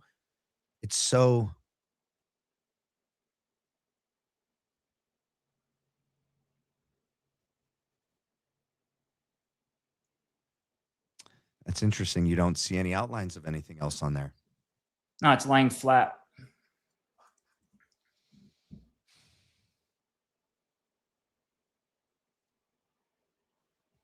I'm going to look at that other photo. I don't need to pull it up. Here's a better one.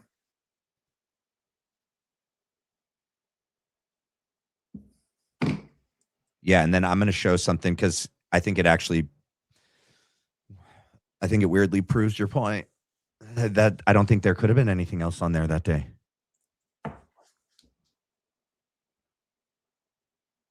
Are you able to zoom in on it? Let me take this off the screen for a second. There we go.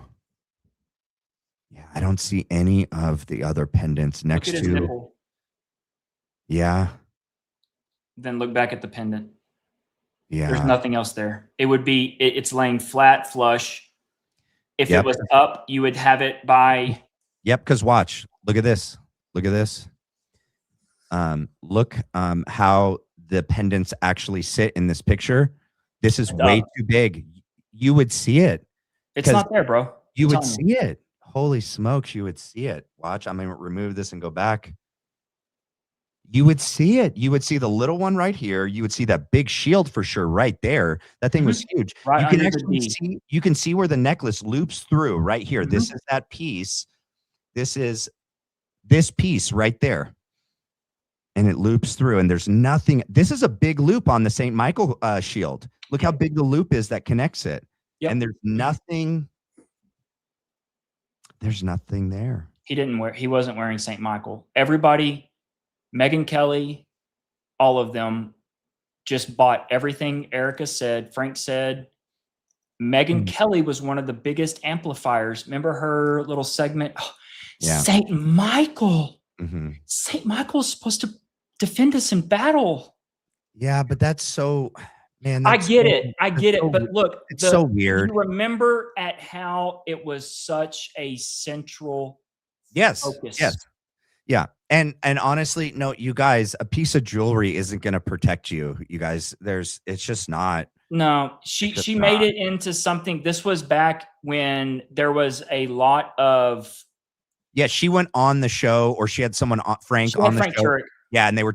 We watched that a couple weeks ago. Yeah, and she goes like, I just can't believe how, it could happen with the St. Michael pendant on. Look, I mean, I don't. But hold on. So Erica Kirk had possession of the necklace, supposedly, right? The night before. He took it off, right? And then she has the real necklace the next day, right? She has the real one with all 3 pendants. Hanging out the door. Non-damaged. There's no way she could have had it that fast. And all that. And Frank said it was on the bag. There's too much. Yeah. The necklace is what did it. They were trying to convince us that it's the not necklace damaged. is still in existence, when in fact the necklace is what did it. Here, look, it's intact. Look, I hold it out of the car. Look, you guys. Don't question it. I've got it. I'm wearing it around my neck every day. 100%. We got another question for Blake. Nobody wants to know what I think. Okay, she says, for Blake, Penny Copeland, what are your thoughts on the Catherine Nestor in the crowd at UVU that day? I don't think she's in the crowd. If I'm just to give you, if I'm in Vegas and I'm betting it all on it is Kathy Nestor, it isn't, given everything that I've seen and know right now, I'm going no. I'm putting all of the chips on no.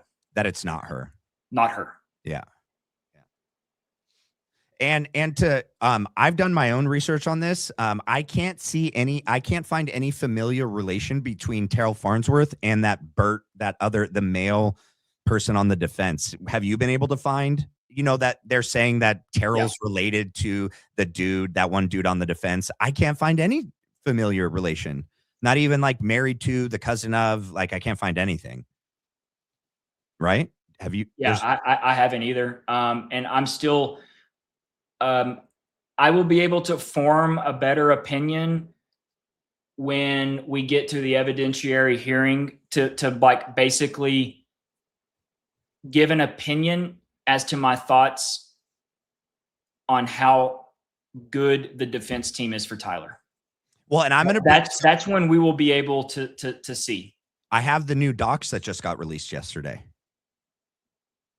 and I'm going to go over them tomorrow. But, this is what I think, you guys. Tyler Robinson was supposed to be Lee Harvey Oswalded. He was not supposed to even make it in, right? The fact that he made it in here. Yeah. Are you pulling something up on the screen? Okay. When it pops in, I'll add it. The fact that he wasn't supposed to make it in, I don't think they had this team lined up to ruin him. If you look at all of the court filings, they actually are defending him. We'll know more on the preliminary hearing. I've just spent the last 3 days reading through everything. They actually, and there's one that's 108 pages. They actually are defending him. And all the things that TPUSA and the prosecution are saying, oh, they're just trying to stall. No. They actually have a real argument to not have cameras in there, because everything from the moment that Trump and JD Vance and Governor Cox said he's guilty and we want the death penalty, the presumption of innocence was freaking destroyed. So let's just watch this real quick, because this.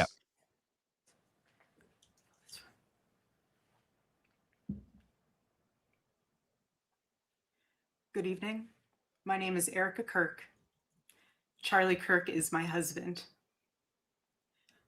I first want to thank the local, state, and federal law enforcement who worked tirelessly to capture my husband's assassin so that he can be brought to justice.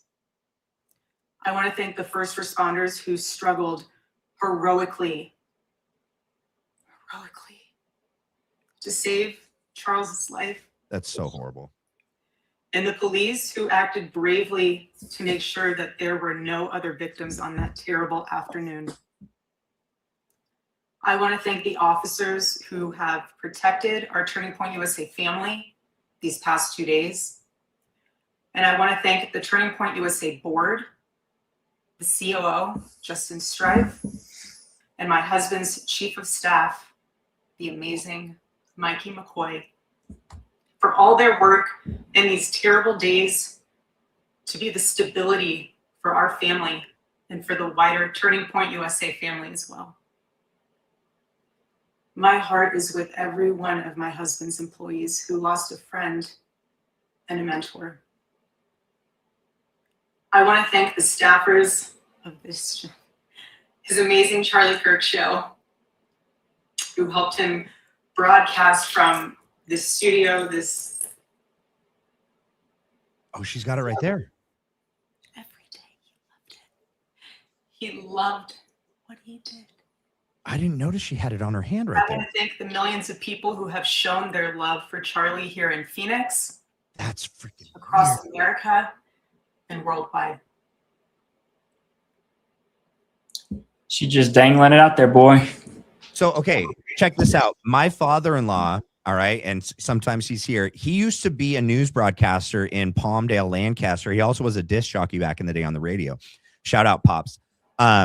When he saw this, he was one of the first of like a baby boomer generation to be like, this is fake and this is staged. Her whole like whispering to herself, right? On her piece of paper, it says like whisper and says this. And then when she puts the hand on the chair, on her little note, it says, put your hand on the chair. And my father-in-law was like, for sure, that's what it's.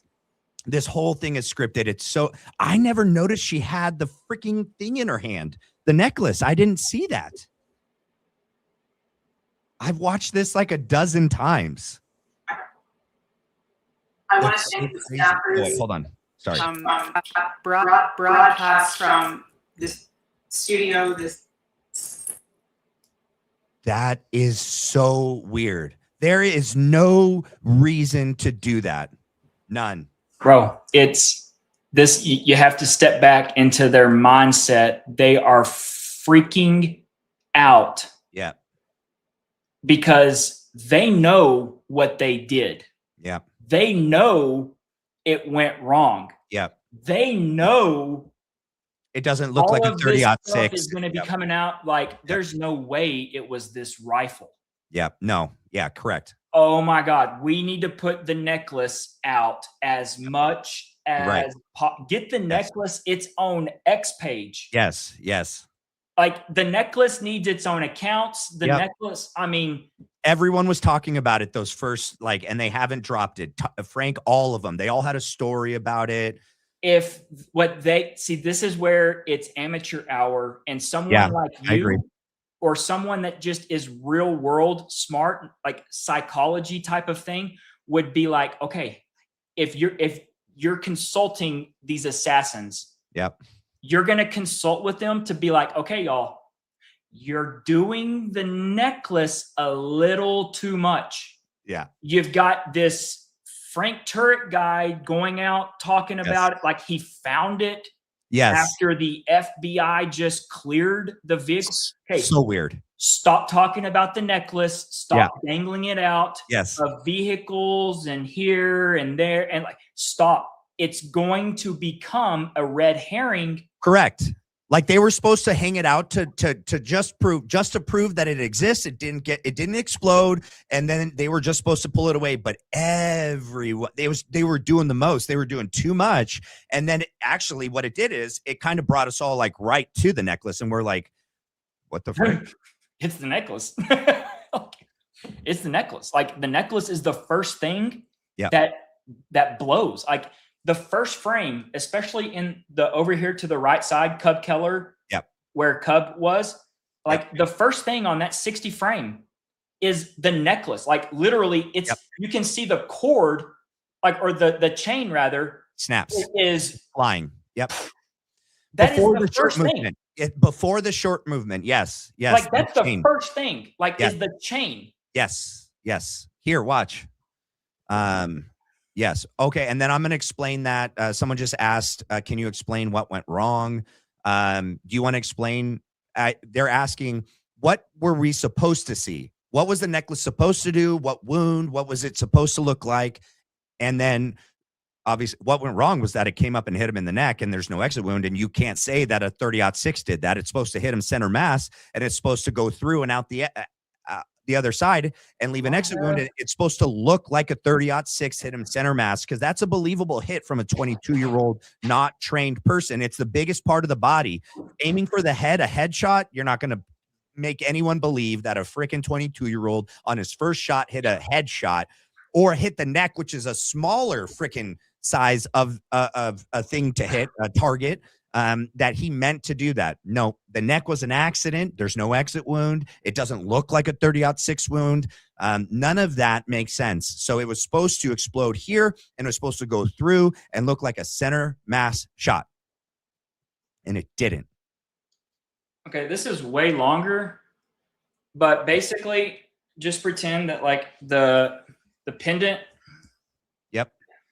is about right here. Yes. What do I think it was supposed to do? I think they were Brian Harpole detonates it and the shape charge just goes straight into his chest. Like it literally it's the jet of the shape charge. Think of directional liquid metal. Correct. That's like it chemically changes so fast. Correct. That it's directional. And I believe that the pendant was supposed to just penetrate the jet straight into his chest. Yeah. Without the shirt doing crazy stuff. Where I think things went wrong is the clasp.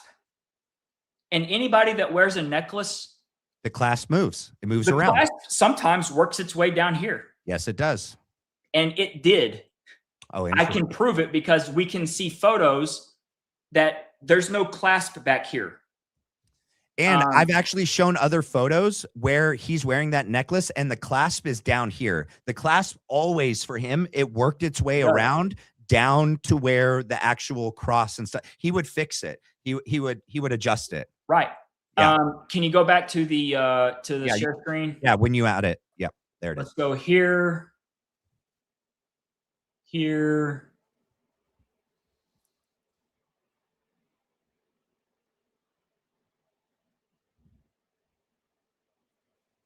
No clasp.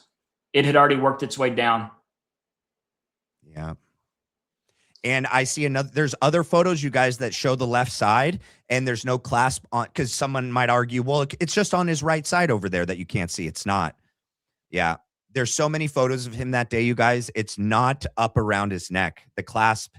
No, it's down somewhere. It's under the shirt. It's under the shirt. Yeah. I would submit, just off of being someone that has worn a necklace in the past. Yeah. It's down by the pendant. It just works its way around. It works its way down, especially if you're throwing hats out like with force. That's true. He's leaning forward and it's hanging and then he's hopping up. Yeah. So what do I think happened? Because when they tested this at maybe Fort Huachuca on a maybe dummy, like a mannequin or something. Yep.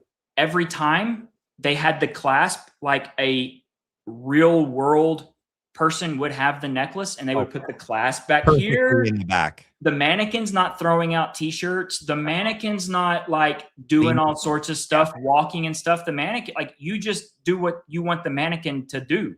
Yeah. So they put the necklace back here and I guarantee you what probably happened was every time they got the result or maybe two times what they wanted. Like it shot, the jet formed and the jet shot straight into his chest. Chest wound. We've got the microphone turned all the way up and we've got our gunshot. We've got the patsy. Everything's good.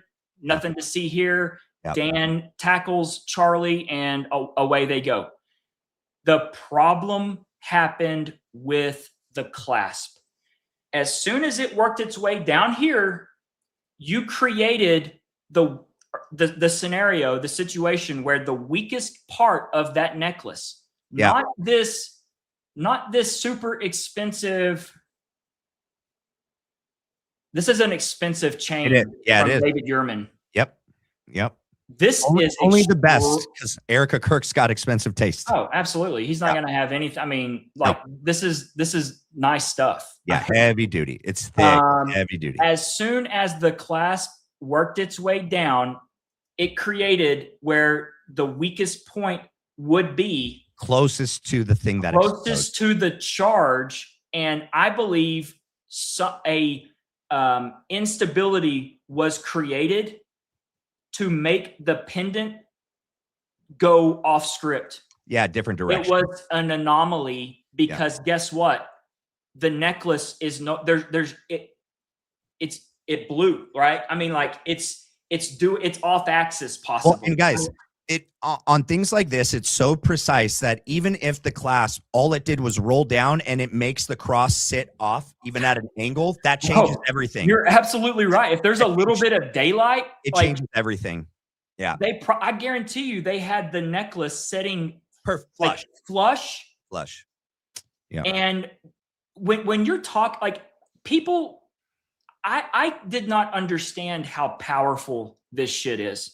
No, bro, this is like when you Yeah. see pictures of the plant getting completely wiped off the face of the earth, and even the cars that are like freaking 100 and something feet away, bro, you're like, this is some scary shit. Yep. Yeah. We cannot comprehend what is happening. Yeah. Because it is so fast and it is so powerful.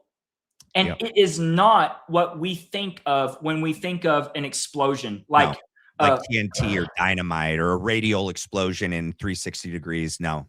Yeah. That has been the one thing that they've been counting on is people's ignorance. Correct. When you go on the Sean Ryan show or you listen to Gary Melton talk about charring, burns, smoke, flash.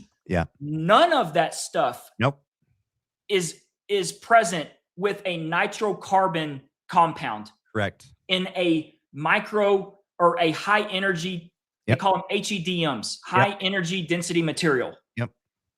None of that stuff is present.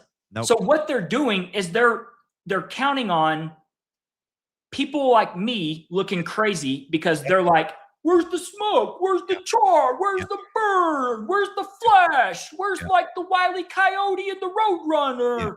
Like, they're counting on that type of ignorance for people to be like, oh yeah, they're right. Like, oh yeah, that's Sean Ryan. Sean, look at all those guns and look at all that liquor back there. Like, that dude's made it. Like, he's successful. Like, yeah, they're right. Yeah. We didn't see that. It's not an explosion. And Blake's not saying people are ignorant like they're stupid. No, they're ignorant means they just don't know. You don't know what's in existence. Yeah, because people, not average everyday people, aren't researching HEDM or explosives and like what actually happens when Sean Ryan and them talk about or other people like the shirt would have been charred. No, it's directional. It's facing into Charlie. Nothing backwards. It's going into him, so it's not going to burn and char. Everything's directed into him. So no, you wouldn't even have, like you maybe, but even John Bray, and I actually had I have a viewer, her dad works with this stuff, and I'll share it with you. And she's asking her dad these questions on like what it takes, like how, and he explains exactly this, everything that we just said. Everything. The only thing that he said is that there, and I don't know who you spoke with, that there has to be a standoff though, right? Explain that. Like in order for it to propel through, like there has to be some sort of standoff. Like it had to have had some sort of primer explosion to separate a little. Yeah, the bridge wire. Yes. It's the silver. Oh, interesting. Yeah, like, watch this. Someone gave you a compliment here. Your slow-mo, I think Brian Harple or whole video with AI voice explaining equals gold. Thank you. I mean, I figured that's the easiest way to do it is to just because look, AI is not going to say something that's like out of bounds. They're literally just applying the most simplest questions. as long as it doesn't relate to anything harmful and explaining it, that they can do a better job than I ever could, because I don't do this stuff. I mean, but I know what I'm trying to relay to people, to an audience. Yep.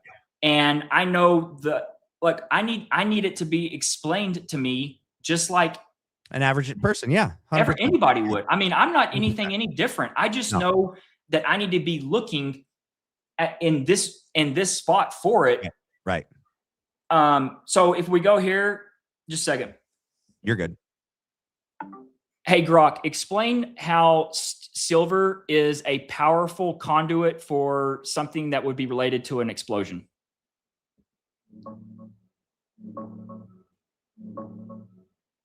Silver is actually the best electrical conductor on the planet, so it carries current with almost no resistance. That means if you run a massive current through a thin silver wire, the wire can explode in a bright flash of plasma and sparks from the sudden heat and electromagnetic forces. It's called an exploding wire experiment. Or, on the chemical side, silver forms insanely sensitive compounds like silver fulminate or silver. So basically, you have a silver necklace. That's all you need, bro. Yeah. Like they've got everything there. You couple the silver with the nitrocarbon compound. Yep. The HEDM. Yep. Bro. Yep. It's all there. It's there. Yep.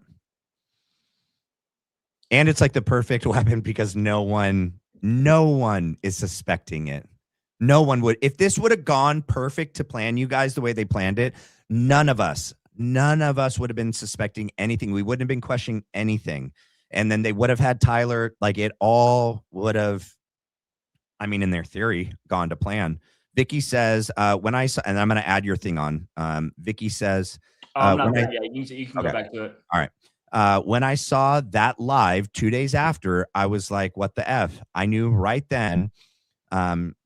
She knew right then. So she has a question. What about the place in Tennessee that blew up? Yeah, Accurate Energetic Systems. Or Solutions. That's where they made the actual explosive materials that went inside. What Blake is saying is the necklace. John Bray is saying the mic, and I'm just saying both because we're going to be on the live show on Wednesday. All right. So either way, both Blake and John say that is where they made the explosive device. The only difference is Blake is saying they put it in the necklace. John is saying they put it in the mic. They had to get rid of it because John said they keep the actual compound. They keep a base from the actual explosive materials that they make on file.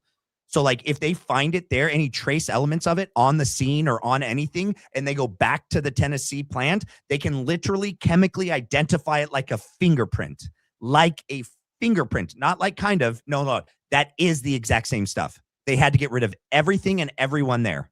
My only question is what happened to the plant manager that they transferred? Where's he?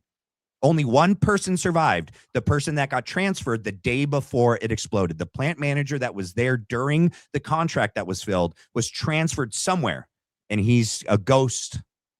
He's gone. The actual plant manager that was there that day was his first day on the job. How freaking evil. It's so nuts. It's scary. So she said, the Tennessee blew up. So if not the microphone, the necklace linked to that still. Yeah, so I think I just explained it. Blake is saying he thinks everything the same as John, but that it's all in the necklace. Okay? And let me just say this right quick, Matt. Yep. Quite frankly,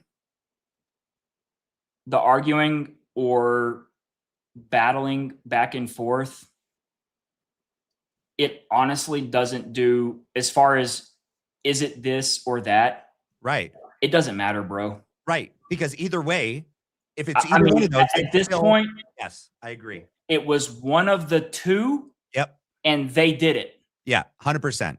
It wasn't a 30-06 rifle from the roof. It wasn't a drone that looks like a dragonfly. It wasn't someone with a laser. It wasn't someone with a palm pistol. Nope. It was a shaped charge under his shirt that Philip was working on doing something with, arming, that Brian Harpole had in his pocket that controlled. a very important element, if not the actual arming element of it, Yep. that he squeezed under his shirt, Yep. under his armpit, Yep. and detonated it. Like, Yep. that's all that matters. 100%. All of this other stuff, like, oh, was it the microphone? Was it the necklace? Was it the microphone? Was it the necklace? Quite frankly, like, it really doesn't matter. Right. It was under his shirt. They put a shaped charge. Charlie did not know it was there. He was unsuspecting, Yep. and they detonated it, and they took him out. Because either way, Blake's theory and John, they both think the same people are implicated, right? This is where I do not agree with this whole thing about a bullet. rifle being fired. This is where I start to scratch my head at John Bray.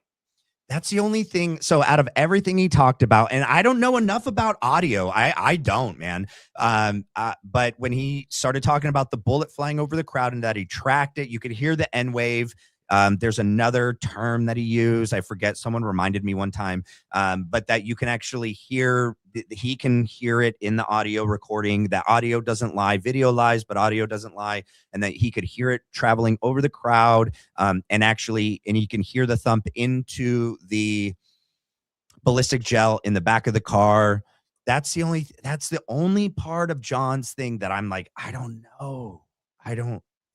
Because he says they're not going to have people walking freely like that girl doing the photographs. You can throw it up. Okay. Yep. They're not going to have.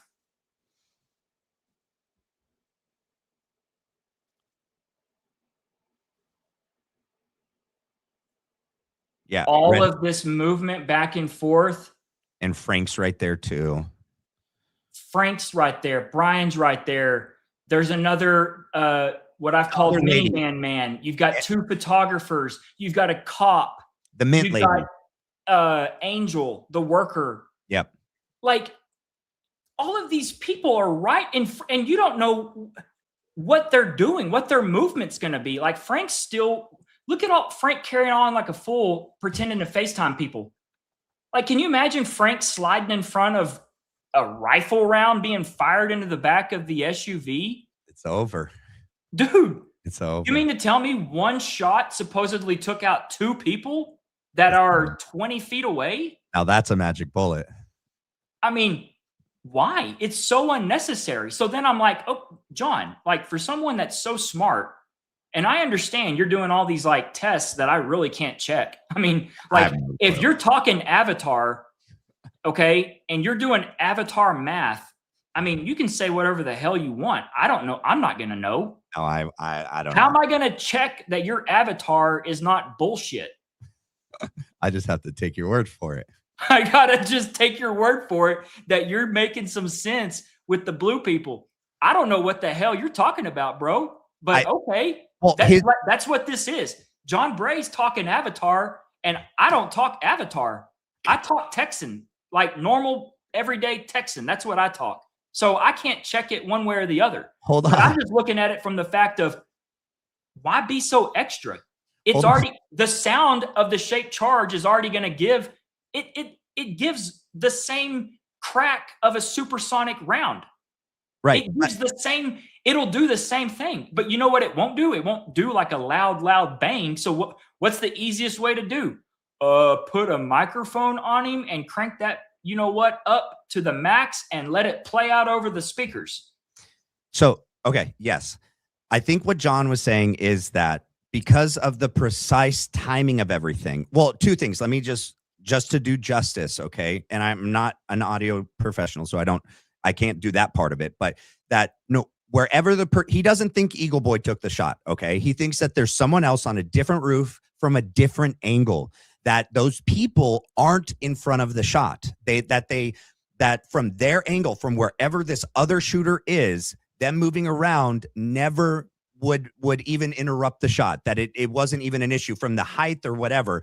I think, and then number two is that because of the precise timing of everything, that the timing had to be so precise that the best way to do it would be to trigger it. And that I think he still thinks that it was armed by Brian, but that the N wave is the thing that, as it passed over, is what detonates it. I think.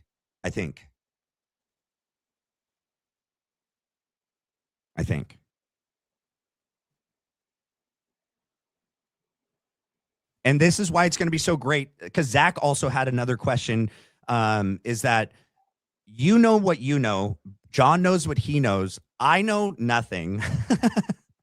And to have the both best, I think both of these, and I love what you said was either way, Charlie's dead. One of these things killed him, and TPUSA and Brian Harple and their team are the ones that triggered it and armed it and did all that.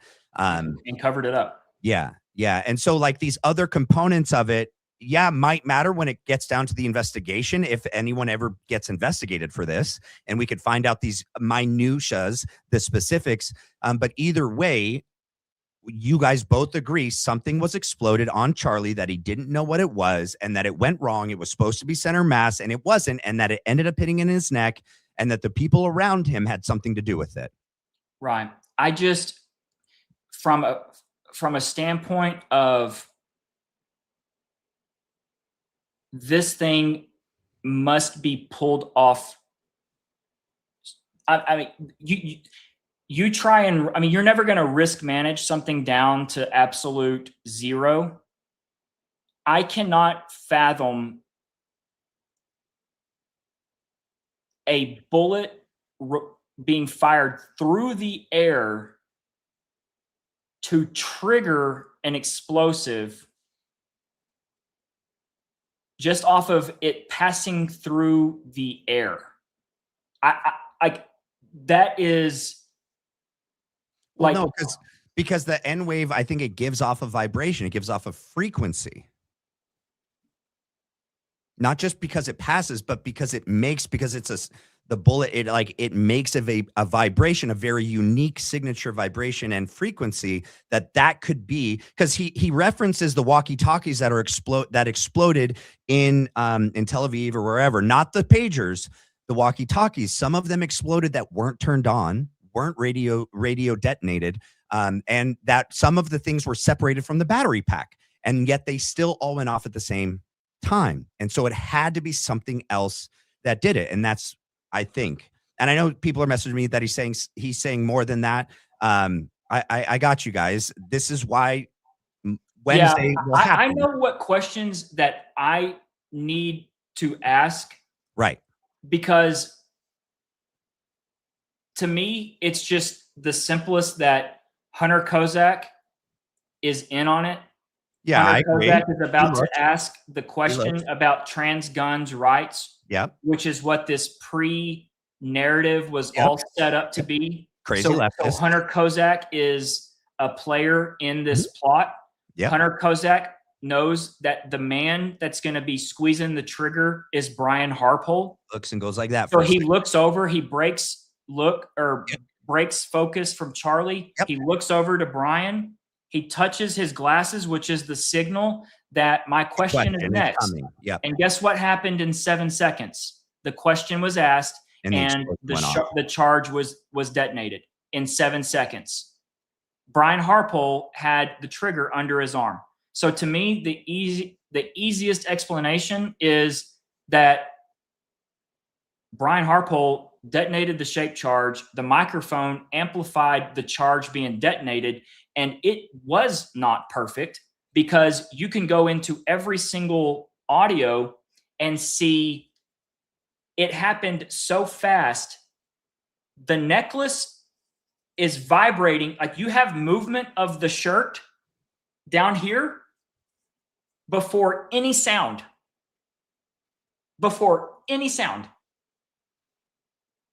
Right, before the explosion sound, right? Or the gunshot sound. Before it's played out. That's because it's you're right. Like, it took a second, like a split second. I can pick it up here. I'll just, I think I can share with you my iMovie here. Hang on. I can just demonstrate it right here. Here. I've never tried this before. Yeah, take that one down for me. Oh, okay. And then, and yes. Okay. So hang on just a second.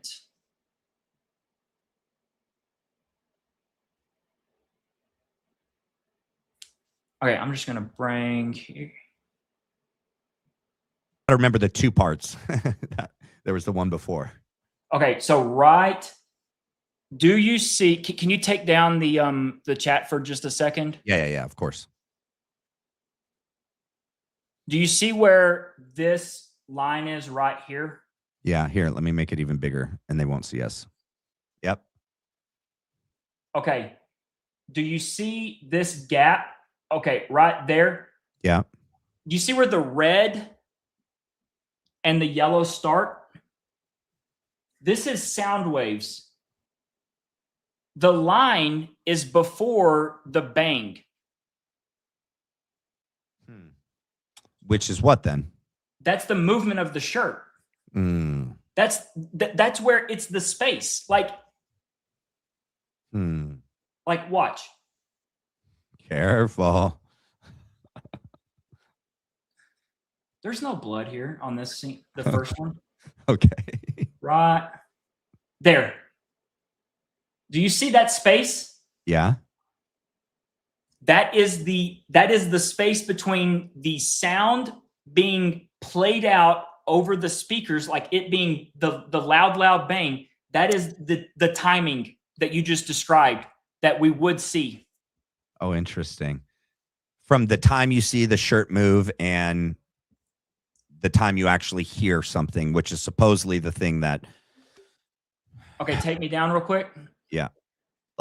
Yeah. And then I'm going to pull it up right into.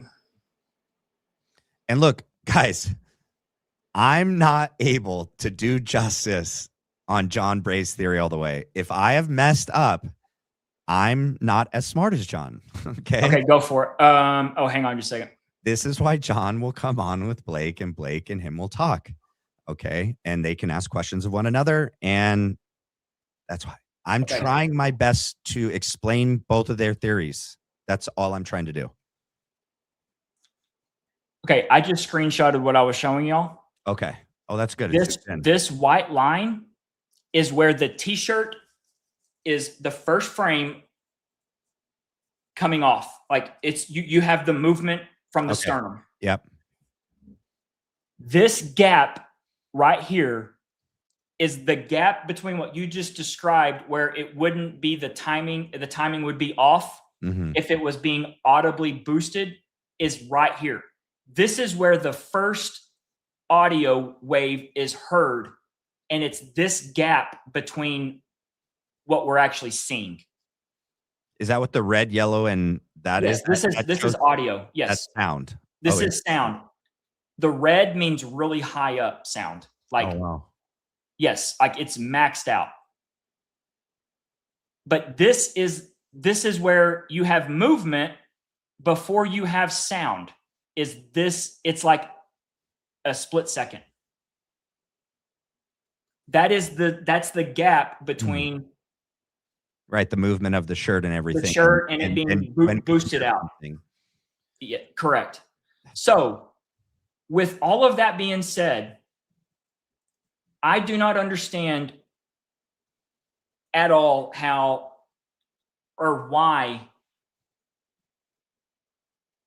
you would go through this crazy ornate plan when you can just have a speaker there to amplify the shape charge, because it's going to be the right time to go off anyways.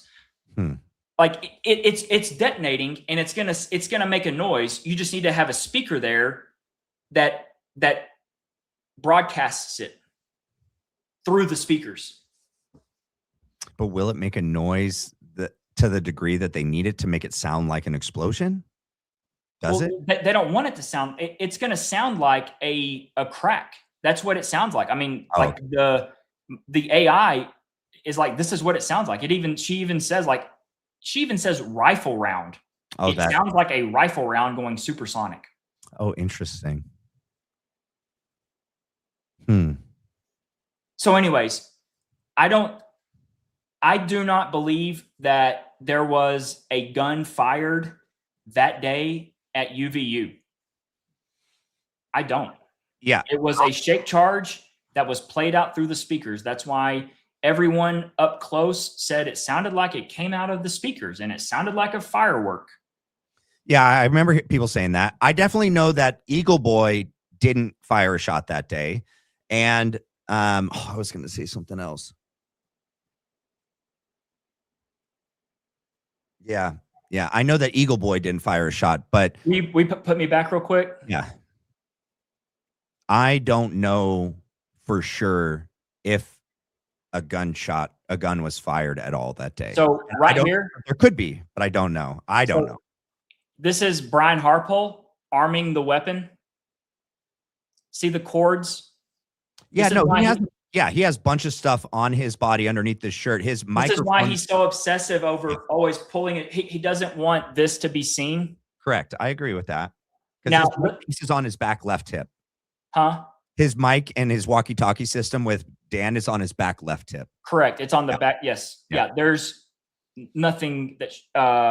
Yeah. That he should be messing with. Yeah. Can you hear that? Yeah. Yeah.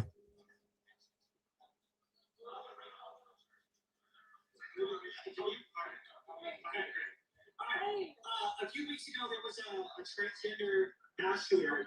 And ever since then, about 3 weeks later, the Trump DOJ said that we should start talking about revoking gun rights for transgender Americans. This one won't show anything, right?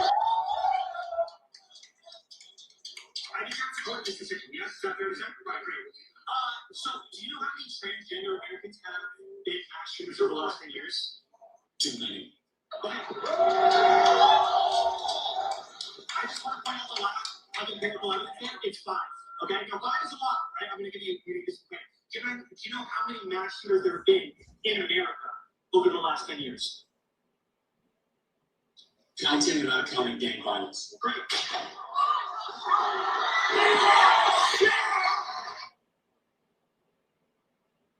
Okay. There's a reason. The speakers, there's a huge feedback problem. Something is giving feedback in that loud hum. Okay. I agree with that. What I think it is right here.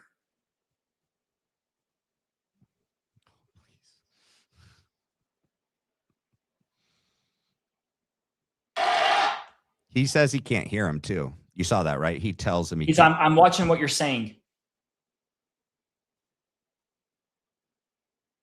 Yeah, Charlie points to his ear too. He says, I can't hear you.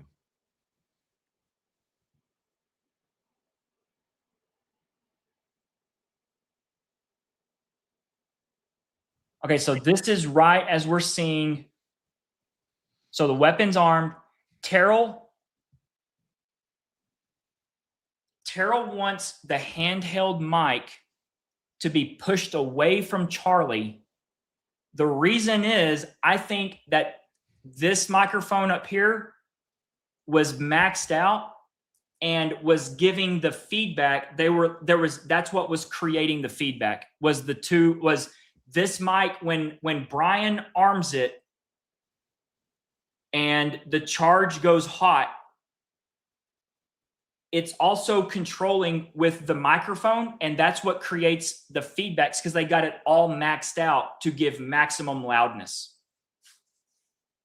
That's why Terrell walks up right here and tells Charlie to push the microphone away from him. Yeah, he tells him to move it from the right side to the left side too. Yeah. He's like, hey, I need you to move the microphone out. Yeah.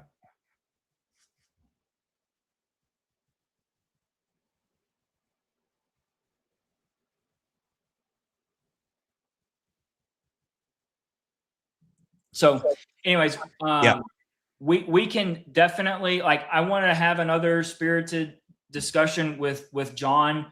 I operate under the theory that the sound was amplified through the speakers, because that's the only explanation as to why there was such a big problem with the speakers that day. Okay, especially when Brian goes to arm it. Like that's just there's no other reason. Well, and that's why it'd be great to have you both on, because he could explain why he thinks that happened, and if it differs from yours, your theory, why. Because I don't know either way. Honestly, I don't. Because look and watch Philip here. All right, hold on. I'll add it back. See, this is how I know that there's other people involved that are somewhere. Philip has earpieces in. Philip is talking to someone. I think Philip is talking to this this big boy in the black shirt that is not seen. He disappears. He's there early setting things up, and then he disappears.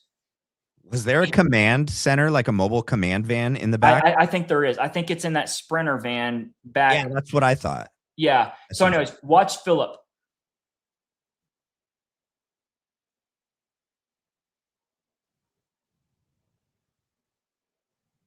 See the cords hanging down from his beard?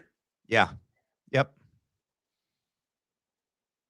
It's hard to see, but yeah, I could see it. Yeah, and there he goes.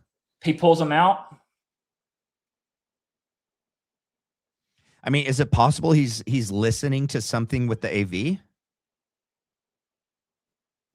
Like he had him in and he was listening to the, I don't know. I'm not an AV guy. I mean, it could be with with the operation that is going on. We're not just going to have Philip being the mad genius. There's other people that are involved. Yeah, I agree. So hang on, just keep watching.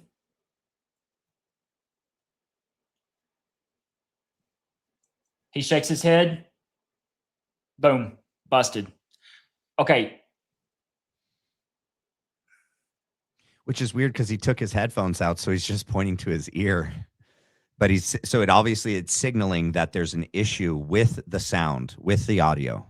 Right. Yeah, because he had earpieces in, he took them out, and he's still pointing to his empty ear. But it's communicating to Dan Flood. There's an issue right here with the speakers. This is the non-smoking gun, Matt, that the speakers played a part in this plan. Otherwise, if it's a gunshot that's a real gun being fired, why do they care about the sound? Well, Zach, okay, so when I was speaking with Zach, what Zach said, what if both were true? Like, what if this is where it's just like it gets become so like it's just they had it played out over the speakers. Like that there was a gunshot that had a microphone next to it that also like the gunshot went out and was going to time. If that's the case, you would have a serious echo in there. Dude, I just pray to God that like we find out someday that this does not just turn into this thing where the closest we get is all of our theories and we never get answers. I will be so unhappy. The problem is that this is where I just want to know what happened. I have listened to every sound person give their explanation, and there's been numerous of them on X. Mm-hmm.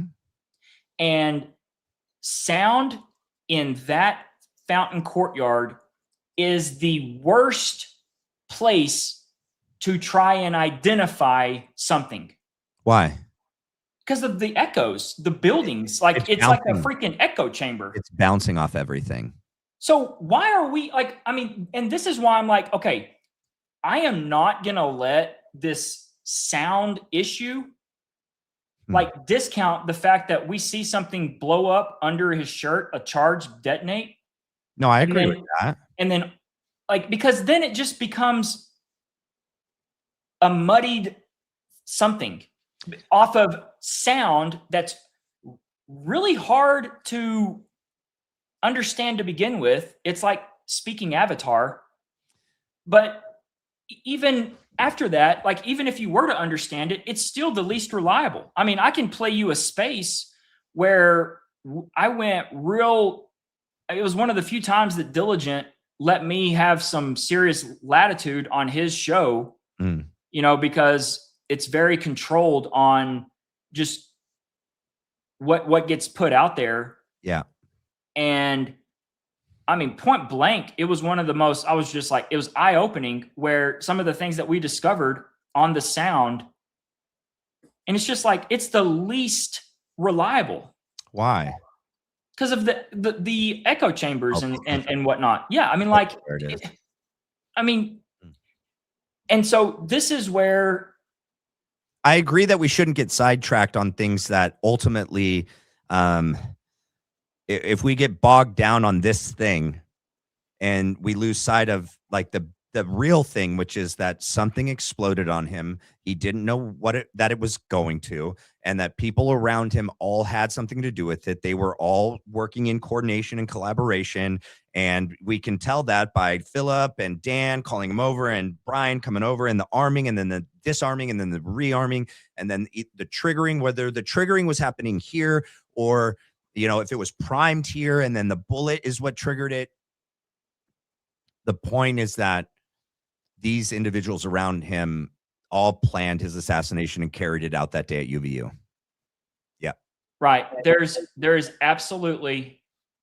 is no reason that once Philip does that to Dan. Right. And Dan points. He calls Brian over. I want you to look at this. Look at this thought process that goes through Dan Flood's brain when he sees the movement. Watch right here. So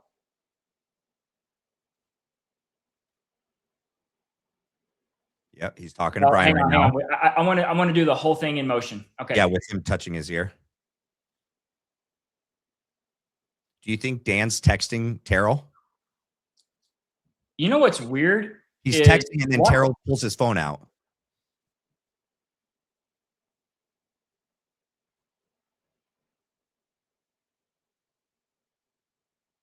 What? He's like zooming in. So he's looking at a picture. Watch his thumbs.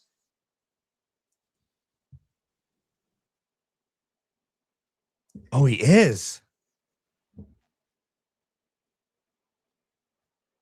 He's looking at a frame. He is. He just zoomed in. You saw he pulled away like this with each of his thumbs. So watch.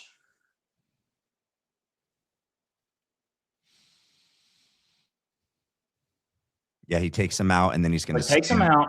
He's going to stand up and point to his ear. Philip is going to go to his ear. I want you to keen in on Dan Flood's thoughts of what do I do? Watch this. Watch how long it takes him as he's thinking. You can see the wheels mice. turning. Yeah, the little mouse is up there on the wheel running. Where did we miss it?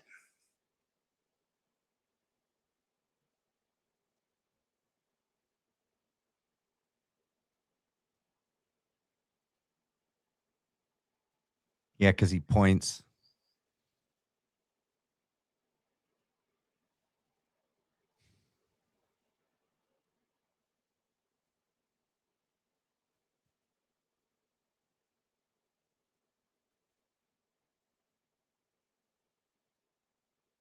Yeah, he is zooming in on his phone, that's for sure.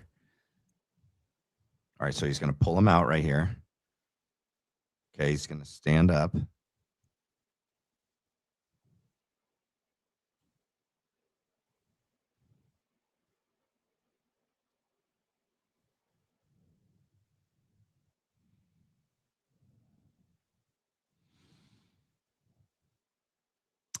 Right here. He's about to stand up right here.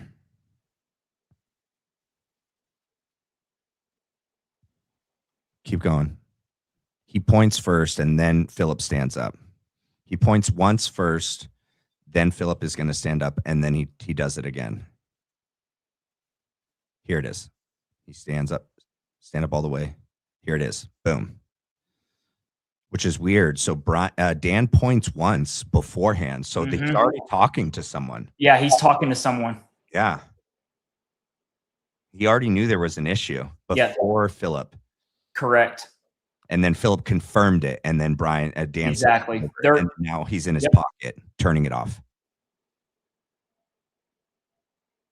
And he look how pissed he is. He is looking directly at Philip, and he fixes his glasses like, I Right see here. you. I see you, you freaking idiot. Good job. Look at, he's shaking his head. Watch. And he looks right here. He's going to fix it. See you. I see you. He is pissed, and he shook his head.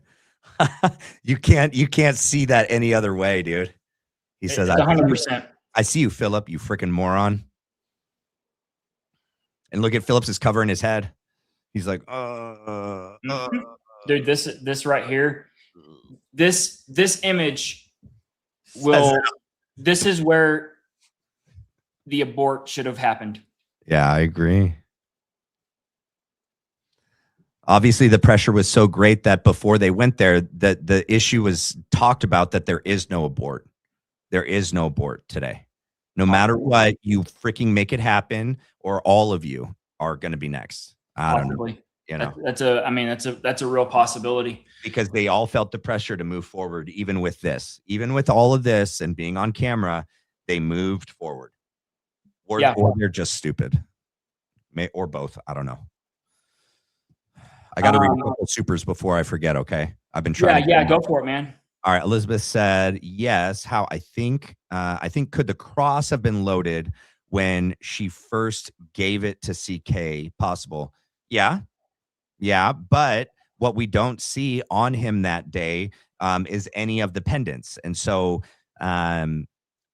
I'm saying it's possible because we know that the pagers were in circulation for 10 years before they were detonated. So it's possible. But what he's wearing that day is not the same as what we see in those other pictures, what she's holding up, because there's no way the cross and the pendants are all undamaged like that week when she's holding them out of the car. She's holding them in the office on the chair.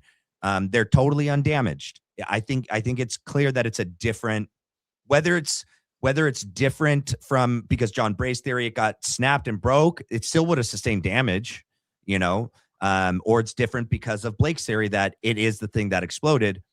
What she's holding is not what he was wearing that day. Hey, Matt, would you know if your wife switched out a piece of jewelry? No, not if it's identical. I wouldn't have known. No, unless if I put it on and it feels different, it looks different. But I'd have to be paying like on any given Sunday, and I just put it on. I'm not paying attention. I just throw my stuff. You know, I wear a silicone ring, which is in my jujitsu bag right now because I took it off when I go to jujitsu, and I didn't put it back on this morning after I came home because then I taught my girls volleyball game. But you know, you would maybe notice the feel of it if it's different. But other than that, like any day, you're not really paying attention. You're just throwing it on and you're going out the door. So I think it'd be very hard to tell the difference, especially if the weight was the same, right? And I think what John is saying and everyone is saying that even when you add these components to it, it doesn't really change the overall weight and everything of it. You wouldn't really know anything was done. Right.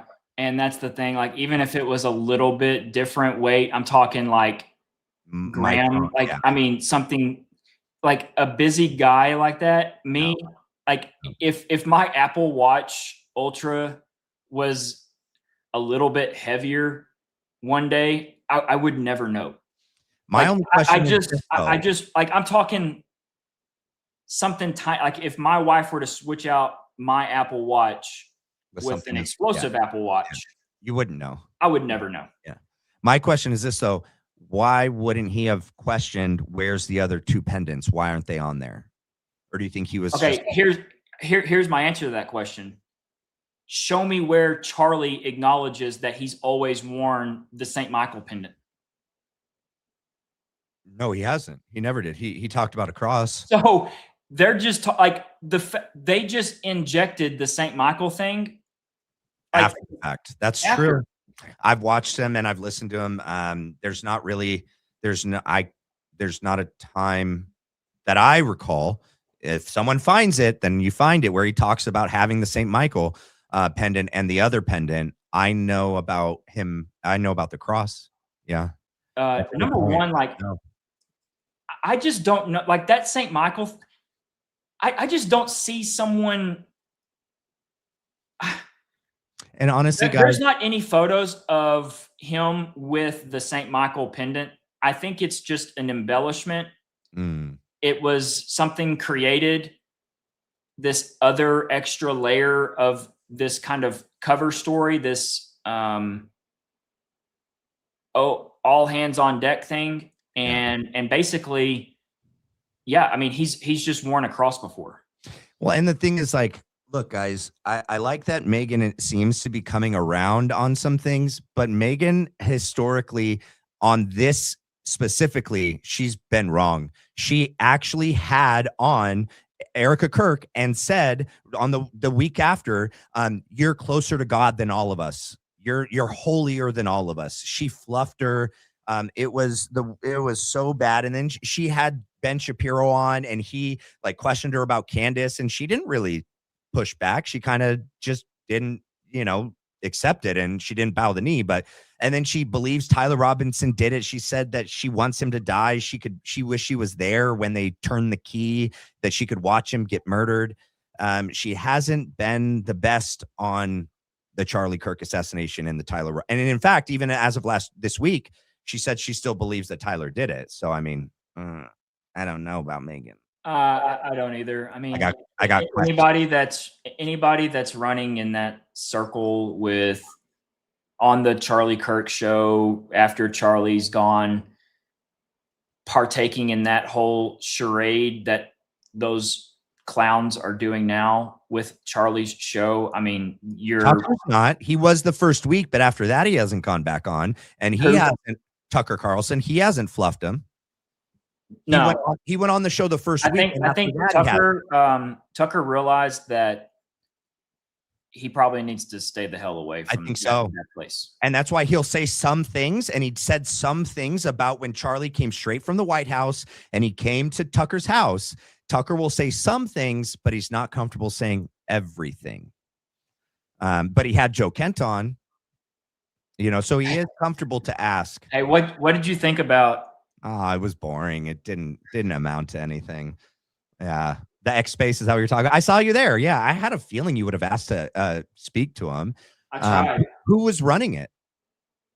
I don't know who the people were running it. Some girl named Shell or Chell. Yeah. But did you see that little 10-year-old autistic boy got to ask a question? Yeah. He was cute. Did you hear him say my name? No. Who did? That little 10-year-old. He did? Yes. Well, how many questions did he ask? He just asked one. You must have bowed out. He's like, yeah. I don't know who that whole thing was weird to me. Because I'm like, I came to it late, so I don't know. Did you go back and see, did they talk about the Charlie Kirk assassination at all? I haven't gone back in because I know that getting in to my house and I just turned around and left. Yeah. Someone did ask about the foreign involvement, and Joe made it very clear that it for one, he said he can't really say, but he did not say that it pointed to Israel. All he could say is that it could be foreign, countries, a foreign individual. He just knew that there were foreign ties. That's all Joe said in regards to everything else was about the war. So that was really it. Nothing else about Charlie Kirk. And it was nothing new. It was everything he said on Tucker and everything he said on Sean Ryan's show. It was all the same. So I would have loved to have gotten. What would you have asked? What would you have asked him? Hey, Joe, I know that you follow me on my Twitter. Thank you for following me. And I'm curious, what are your thoughts on everything that I've put out about Brian Harpole? He's not going to answer. I know, but I wanted it to be said. Yeah, he's not going to answer that. Yeah. See, that's the. I ask questions because I'm just. Well, people not answering questions also answers a question. So I do think there's valid reasons to ask a question that the person may not answer, but them not answering sometimes says a lot, and it does. You think he would follow me if I was off my rocker? Mm, Joe no, Kent. no, I don't. No, I don't think so. No, I don't think so. I mean, I follow some people that are crazy to know what kind of craziness they're saying, but I don't know that Joe does that. He's not in the space. Director of counter. Yeah, no, he's not doing shows and stuff trying to like I follow, like Erica Kirk and Andrew Colvin and America's Voice and all that. So I could know when they're saying things. Hey, I have a question. Do you know, they pulled all of his stuff down so they could put it up again? Did they put it behind a paywall? Who are you talking about? TPUSA. All of Charlie's stuff. Remember, they were taking it down. Well, they just said over the weekend or on Friday, hey guys, we're putting it all back up, but they're putting it all up on Spotify and Apple. Is it behind a paywall? Oh, I don't know. I think it probably is. Or limited ones aren't, and then other ones are. It is absolutely it's despicable what they are doing. Yeah, I agree. Yeah. Yeah. We got a couple more. Mystic gave some Blackline Brief memberships. Thank you, Mystic. And then, oh, wait, I didn't read this one. Blake, how many people do you believe were involved that day? Oh, that's a pretty loaded question. Like involved there on the grounds? Because that's one question. On UVU, that's one answer. I mean, we definitely got Terrell Farnsworth, Philip, Hunter Kozak, Dan Flood, Brian Harple, Frank Turek. What about the Rick Cutler? What about the other security guards like Blake? What about these three guys in the front? Absolutely. Do you think so? The entire security team is in on it. All these TPUSA people back here in the back are in on it. Even like that girl? This girl right here? Yeah. No, I know the camera girl. Wait, yeah. Do you think the camera girl's in on it? Oh, yeah, the AV team. Oh, okay. What about the girl over behind Philip, wearing the American comeback? It's hard to say. Yeah. I for sure believe like the ones I mentioned, the security team, Mikey McCoy, Blake Neff, Philip, Terrell, Dan Flood, Frank Turek, Brian Harple, and then some of the weird people we see after when they're all gone. We see the guy with the red hat, the cop with the red hat. We see that. Remember the guy that comes up and you're the one that pointed him out, the cop with the red hat. Yep. A couple people that linger around and start picking stuff up off the ground after they take Charlie away. They're all on their phones. They're all communicating. This was an in-house assassination. This was the more people you involve in this, the less likely it is, right? If everyone's in on it. I just know that these people here,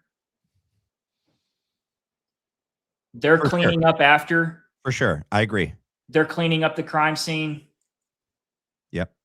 Hunter Kozak. Yeah, for sure. Asks the explosive question. And looks at Brian. Yep. Frank, Brian. Yep. Philip, Terrell, Blake, Mikey. Yes, for sure.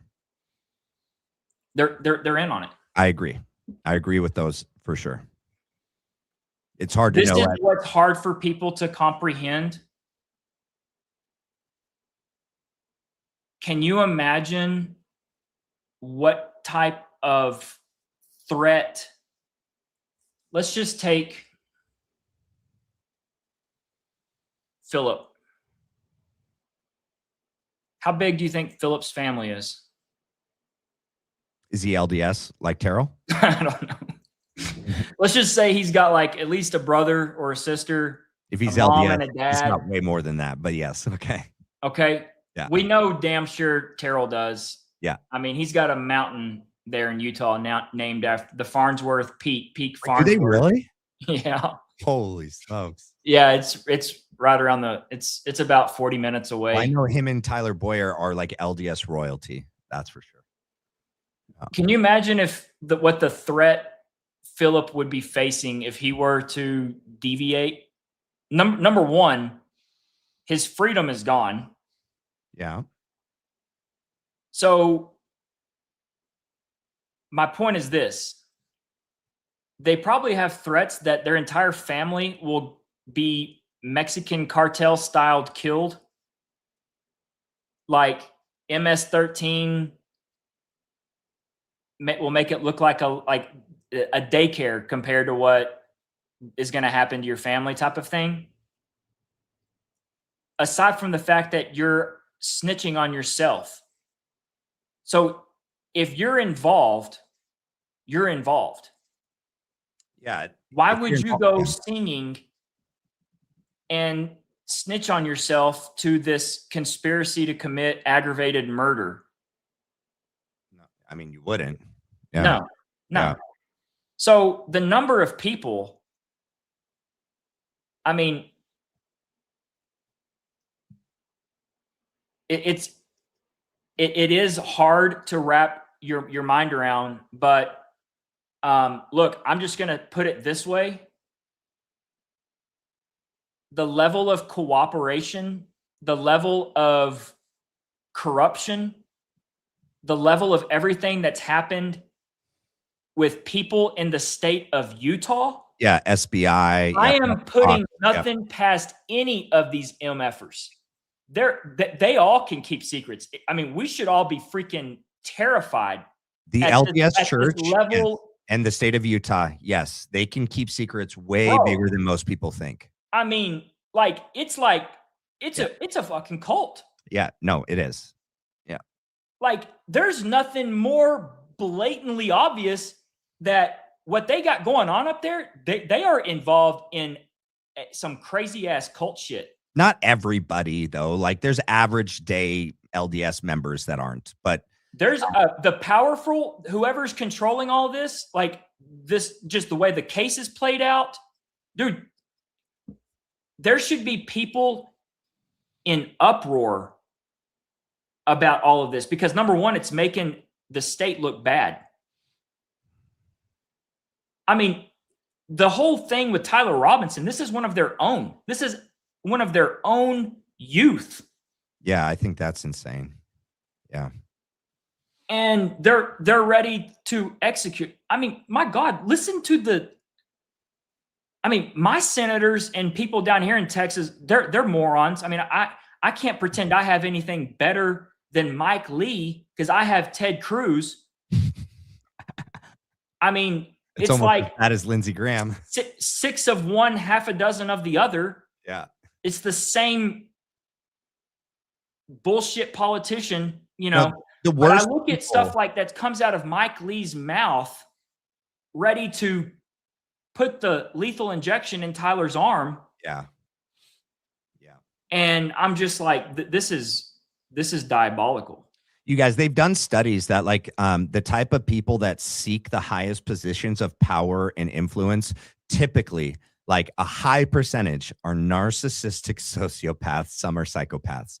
The people, and like I can vouch for this, man. Some of the most sadistic people were some of my, my higher ups when I was in the Marine Corps. Like they took pleasure out of making your life literally a living hell just because they could. To see you just to be able to exert power over you and know that you couldn't do anything about it was like they got a high off of it. These politicians, these lawmakers, these individuals high up in certain religions, specific, like a lot of religions, sadly, are the worst kinds of people. Not the average people, the congregants of any religions, but the ones that are running and controlling and have these systems under their power and control are the worst people in the world. Dude, one of my best friends is LDS. Like, yeah. I mean, he would never do this. No. So I got great friends. If he would have come, if like they would have been like, hey, you're LDS, dude, you're gonna do this. He'd be like, go fly a kite. Yeah, no, yeah. Like, some of my best friends are Jehovah's Witnesses or LDS. Like I mean that. Like one of my best friends is LDS. Yeah. He's actually been doxxed by one of these crazies that they just have gone in because they think some of these people think I was there at UVU. Like they find like a dude with a backwards hat on it's a Texas Rangers. I want to say this out loud. Baze, that guy is a tool. Okay. That picture is not you. It's obvious that it's not you. Come on. I mean, Come like, on. dude, you just, Come on. why? Like that's why. So then Baze, whenever that broke, then other people started. Like they said it was your brother. Someone said it was your brother. My brothers, they have now gone into my Facebook. They've taken photos of all of my family and friends. Yeah, it's insane. And one of them that they've put out there, doxed, is actually like my buddy. That's LDS. Yeah. And I love him like a brother. Yeah. And he's not this same No. nuts that's in Utah. No. And he absolutely, if they were like, hey, we're going to pull off this assassination. I mean, like, just, he's got morals. Yeah. Yeah, I agree. My friends do too that are LDS. Yeah. So no, I don't mean that like in a blanket sense. I'm talking about that state. Yeah. And the powerful people that are pulling the strings up there. Yeah. Hands down. And Matt, every single one of them deserve to be exposed. And if they're involved, I agree. Bring it down. I'm going to read this. Christina said, I agree. They couldn't abort that day. So I think there was actually a sniper on the roof as a backup plan. He jumped down after CK went down. You're talking about Eagle Boy? Well, you can pull up the video. What we don't see Eagle Boy have at all is a rifle. We don't see it, you guys. He has like a towel or a sweater, a blanket. I don't know. He doesn't have a rifle in his hand. Plus, you guys, and I think Blake was talking about this on some video or space. They could have started that video when the actual court. Hey, Blake, do you know that the court documents don't actually say the video captures the shot? Right. Yeah. The court documents say they imply it.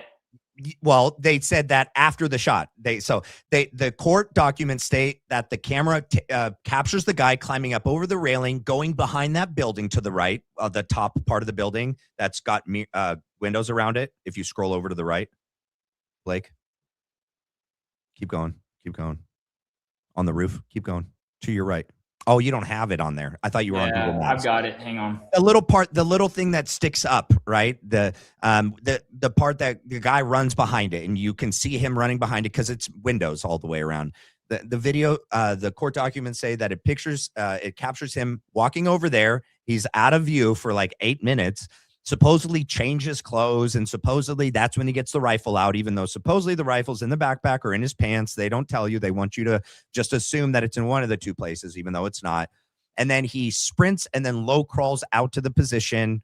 And then the court document says, and then the camera captures him after the shot, running and jumping off the roof. It never says that they have it. It's so weird. And they started at 12:23 and 34 seconds. When did the shot hit? When did the big bang happen on Charlie? 12:23:29. 29. That's not enough time for him to get up from the corner. He was not to the edge. Yeah, that's not a shooter. He's there just for this. He's there just for this video. That's all. That's the only reason why he's there. That's it. Yeah. And you see him. Trigger Smart just did a breakdown earlier today where he said he shows that the guy has a rifle underneath that blanket or towel. Did you see that today? Mm-hmm.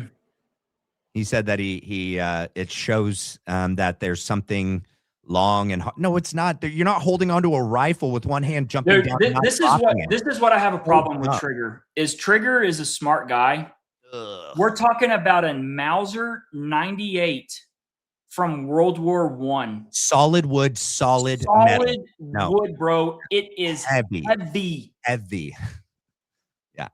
He's holding on with one hand and he's dangling, and then he jumps down. He doesn't drop it, but his glasses or his hat falls and he picks him up with his left hand. He's got a freaking sweater or a freaking towel in his hand. If he has anything, he has something small. Look at it.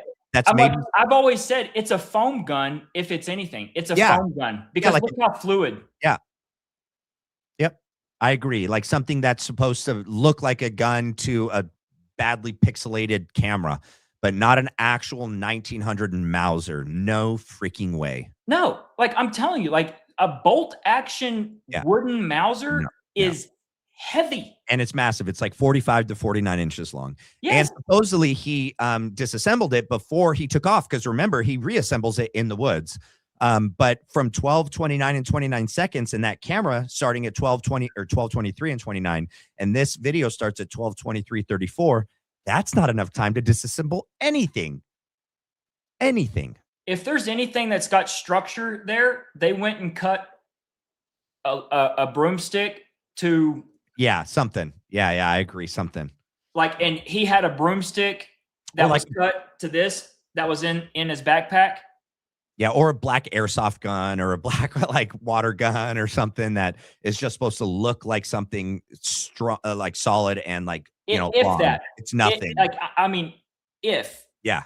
I can tell you right now, because I've got my granddad brought them back from World War II. These Mauser 98s. We have like 3 of them. Yeah, they're huge. Yeah, they're ridiculous. It's ridiculous. There's no way. No, it's not modern guns. Modern guns are made with composite materials and like modern gunsmithing, like, and they're still heavy, but no, an old 1900 Mauser is clunky. It's massive. It's awkward. It's solid. That's where they lost control of the narrative. Whoever is the collective mastermind that wrote this up Erica Kirk. literally is the dumbest person. Like they deserve to go to the train station. Yeah. Hey, Because why did Candace, she said that she had evidence that the type of gun that supposedly the Mauser fires is such a unique, specific bullet that there's no way. Do you remember her saying that? yes and no. I mean, I like, don't remember what came of that or what that was all about. I mean, it's sad that it's come to a point where that's like, Yeah. if it's being said, I'm looking at it through a lens of it is meant to be Like what's the- disinformation. Yeah, the purpose. Yeah. Oh, we got more. They were hidden. I'm going to run through these real quick. Thank you for the super Mars and Shawnee or Mark and Shawnee. And then we got Yin Huang 5888 gifted 1 Black Line Brief membership. Thank you. Bree Baby X, one of our mods. Nice super sticker. Thank you, Bree. And then we got Ying gifted or became a new member to one of our shows. I don't know who. It doesn't say. The thing that's always bugged me, and I am about to go, I mean, I'll even have you back, like if you want to run through it with me so that we do the presentation for your audience and mine. Okay. I don't mind it one bit, but Phil Lyman. Yeah. Whatever happened to Phil? Well, I mean, I have Phil Lyman absolutely busted on his story. you did an X Space, right? Where you got to talk to him, right? I did. I asked him the questions that I needed clarified. Yeah. He did exactly the clarification I needed. Yeah. And I went and just absolutely showed he is full of shit. He wasn't On- inside those doors. He was not where he said he was. I agree with that. He was there for a reason. Yeah. And look, I have 3 eyewitnesses. You want to know what Phil's purpose was? What?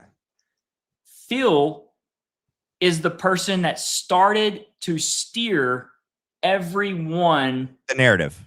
their ear witness testimony. Yes. I have 3 kids that talk about the shot. It came from down there. It came from down there. The next day or 2 days, I have every single one of them changing their story. They're recording live, and they change their story to up on the Losi. Do you know who was the most instrumental person getting the narrative out that day, where it came from behind me? It Phil. was Phil Lyman. Yeah. Yeah. Phil Lyman is, are you, what's it called? There's a psychological term to it. Moral, oh my gosh, hang on just a second. Okay. Yeah, look it up. Because I know that even Barron played a clip of someone that's over by the Losi Center when the bang goes out, and they're on their phones, and they all say it happened. It came from down there. It came from, no, down there. I heard it's down there. And that's not the only person that said that. Also, Phil Lyman went with, was the kid Jacoby something, and he has his whole scripted ready 1, 2, 3, go, and Phil is like lip mouthing what the kid is saying. It's totally scripted with that other lady. I think Barron showed that as well. Yeah, there's no way Phil was inside that building, was walking out. He contradicts himself as to when he came out and who he spoke to and what they were doing and when the crowd was running. And and I didn't even go as deep into it as you have, because I didn't get to listen to the whole conversation you had with him. But even from what I've listened to, I know that, yeah. Okay. This is Phil Lyman's video that he recorded at the moment. He said he took 4 steps in the building, but he said he heard the shot right here where this redheaded kid is. Okay. Yep. He is all the way in here. And he says he took. This is him holding the camera? This is him holding the camera. He's all the way in the building. Bro, I'm like, this doesn't even make sense. Like, I mean, are you kidding me? That's And not then 4 steps. I want you to look at everyone. Okay. Look at everyone out here standing.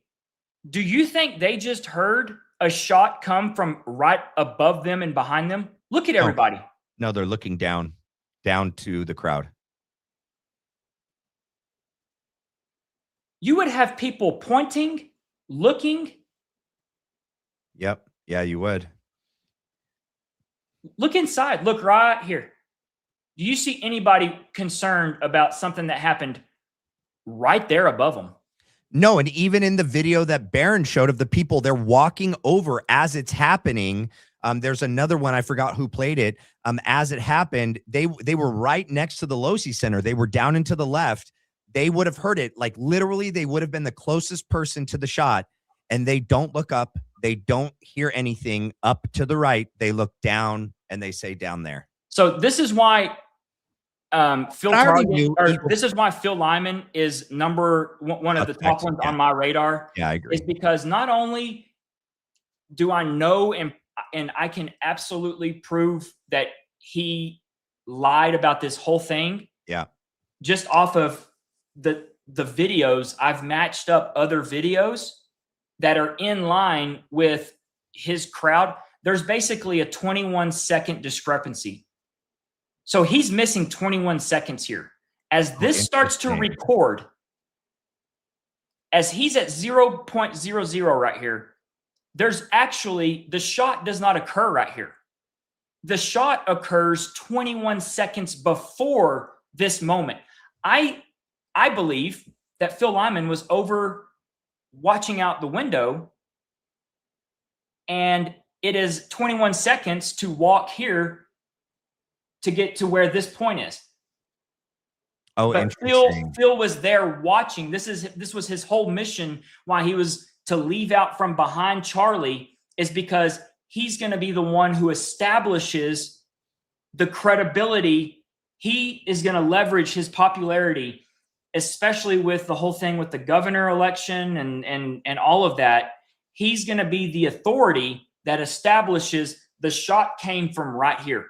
And guess what? It worked hook, line, and sinker. Yeah. But the other thing that really just infuriates me is the fact that he was so disparaging towards the LGBTQ community, because he singled out these 2 females right here.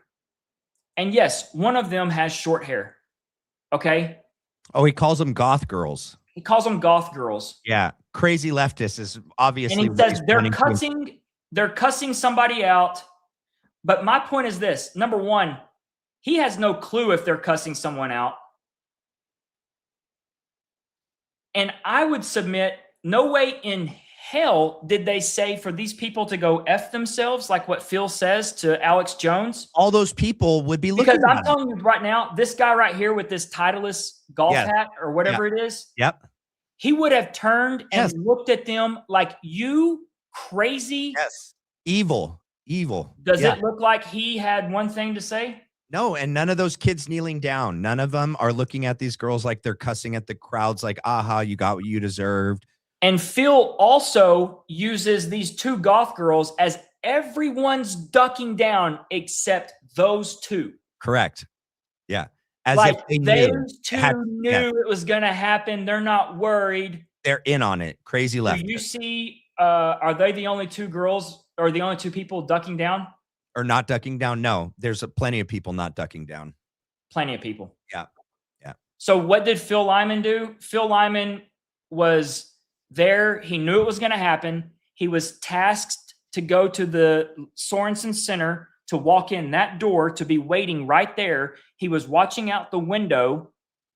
So he knew when it was going to happen. He got close enough to the door, started recording.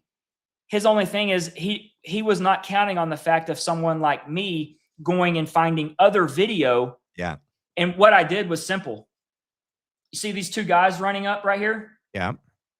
This is Lightning McQueen dad, and this is the black shirt off. These are two UVU or Orem police officers that are in plain clothes. They're drawing their weapons right now as they're They running. are. This is the guy that was tasked to go directly and arrest George Zinn. And he Shut did. up. Huh? Shut up. No way. Yeah. Yeah. So what I did, Matt, is this video ends right here at 0.0, 49 seconds. They are right behind a little bit this pole. What I did is I went to this video at the time of the shot, 1 minute, 11 seconds. So this is Life is Driving. Yeah. A Bartholomew's video. Okay. The shot just goes off at 111 here, or at 0.0.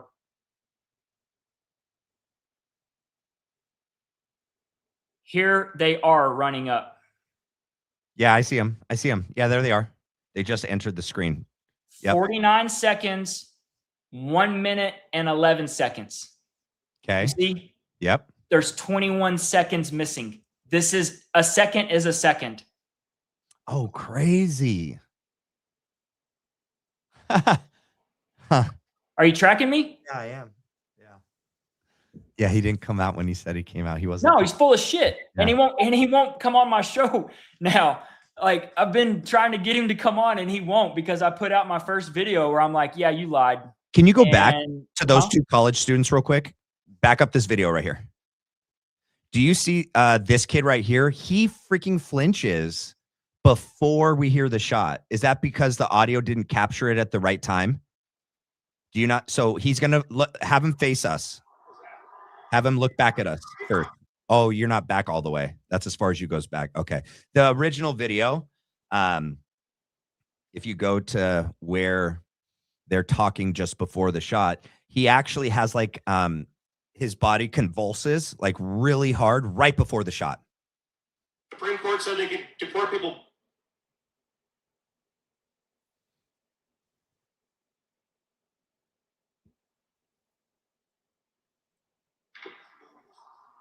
So go back just a hair. Yeah, there you go. You also don't condone Hamas. Watch him, the one with the black hair. Say that one more time. We also don't condone Hamas. We think the genocide is wrong on both sides. We're just saying that we're not advocating for the one. We're pro-Jewish people and pro-Palestinian people. You think people should live? You want the right to live. And that's kind of back to like the love one another thing. It's like love The audio. everyone, regardless of race. You'll see it. Thanks, guys. see you guys go down Here it comes. We appreciate you. Go down and see the closer. Looks away. He's gonna look back. Crap. It's just there's so much. So we had a flag and you had it to position above the tent. So Right there. You see that? Do you see it? Hamas. We think the genocide's wrong on both sides. We're just saying that we're not advocating for the one. We're pro-Jewish people and pro-Palestinian people. We think people should live. People have a right to live. And that's kind of back to like the love one another thing. It's like love everyone. Love everyone, regardless of race. Thanks, guys. We'll see you guys go down here. We appreciate you. You can go down and see the closer. They like restricting you guys up here. Crap. It's just there's so much. So we had a flag and you had it to position above the tent. So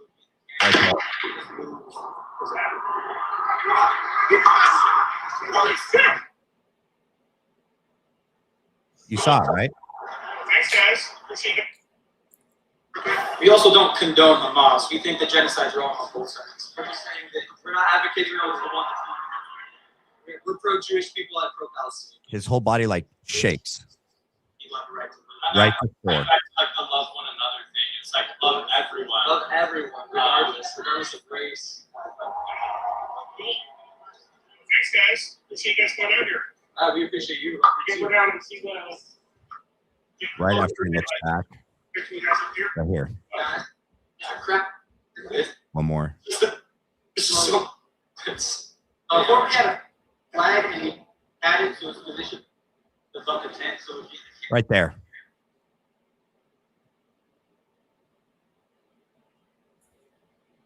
He does that before the shot goes off. I don't know what that is. It always bothered me. It's like he's reacting to the sound of the gunshot, but we don't hear it.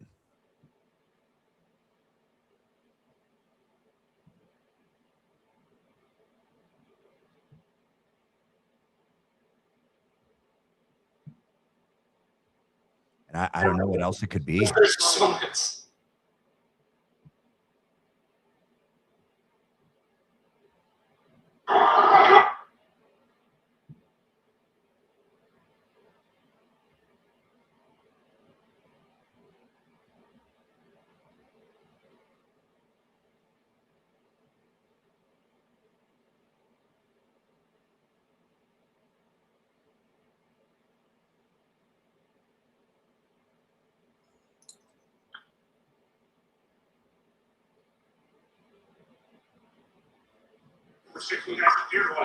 Crap. It's just there's so much. So we had a flag and he had it to his position above the tent. Are their mouths lined up, Matt? With their words? Yeah. Let me see. Go. Crap. No. It's just there's so much. So we had a flag and he. Flag. Let's try and. So we had a flag and he. It's off. He is pronouncing flag. Yeah. And it's like off just a little. There's so much. So we had a flag and he. Do you see that? Yes. Yes. So the movement of the is before the boom, Yes. but just by a smidge. Yes. And the F is the easiest thing to see someone pronounce. That's Yeah. it, right? Because you There's so much. So we had a flag and he. you see that? Yes. Yeah. Yes. It is off. You hear. Right there. He just did the flag. Have you always questioned that something was off with this video? Yeah, well, Adam, we need to go back and listen to one of the early interviews between Adam and Barron. Yes. Yes. I think, didn't they get into it? Yes, they did. Yeah. Adam got defensive. I I watched. think it when it Adam happened. look, Adam discusses the audio from that day. Okay. We probably need to go back and listen to it. Yeah. So anyways, I took the flinch where that girl, I always watch this big girl right here and she Yep. does her arms up. Yep. So that's what I did my calculation off of. Yep. 1 minute, 11 seconds, to get to where those guys are there at that particular time To arrest George Zinn. to arrest George Zinn. And Do then go they turn straight to him? around. What's that? Do they go straight to him?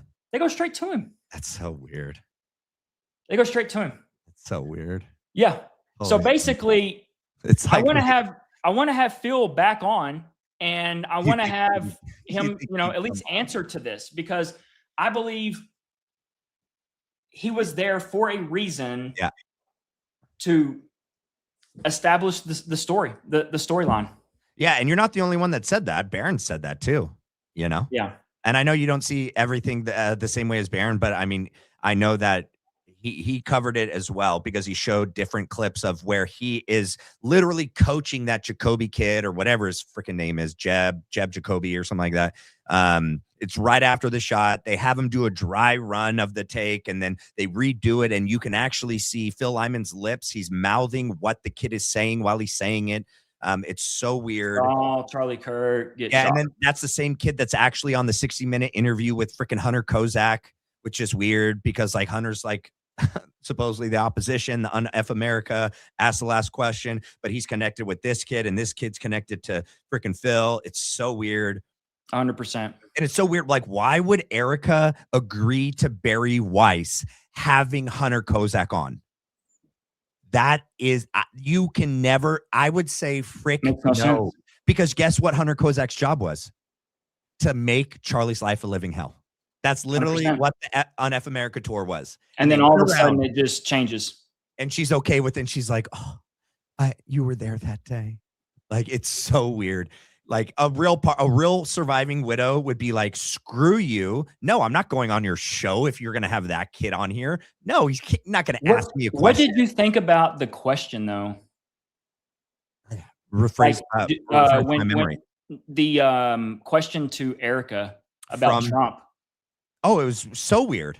Was that not weird? It was so weird. It was, I mean, so totally scripted, and her response is scripted, and I mean, Yeah, she didn't even answer the question. she doesn't answer questions. She doesn't know how to. But I was just like, what's the angle? Like there was an angle there. Yeah, I'd have to go back and watch it all over again. Yeah, it was weird. Yeah, it was very, and that's when Hunter and look, they've all started showing up again, right? What do you Because mean? Frank Turek goes back to UVU. Yes. And Hunter was there. Hunter's there. Yes, he is.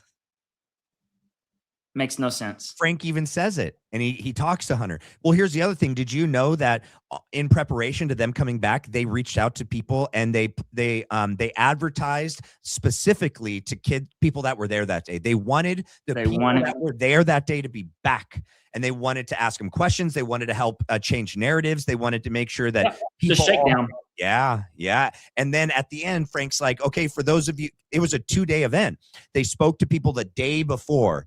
Okay, they were there the day before that airing of that thing. He talks about it, and then Frank asks people to stick around after for a one-on-one interview to talk about. But it was just a further shakedown. It was so bizarre and obvious what they were doing there. He didn't answer any questions, and then they allowed that kid to filibuster the last 7 minutes. Oh, what do you know? No one got to ask any questions. No meaningful questions. And what I did think was weird is a lady not married to Charlie, just a lady, a crazy lady, I'll add, but gets up there and says, can you help me out with this, Frank? I'm a good Christian. I believe Tyler did it. I can't forgive the SOB. I can't find it in my heart to forgive someone that was a complete stranger to me. Right. Can you tell me how I can reconcile that in my Christian faith? Oh, but we're supposed to believe that the surviving widow forgave him in 5 days, 9 days. It's just insane. It's just all so insane. All right. I think we made it through all the super chats. Let me see wait, no, I didn't. Okay. Hold on. We'll get through these. I need to go to the bathroom really bad. We'll wrap up and then we're going to do more. We'll do another one. Yeah, we really need to like feel like I really want to. Yep.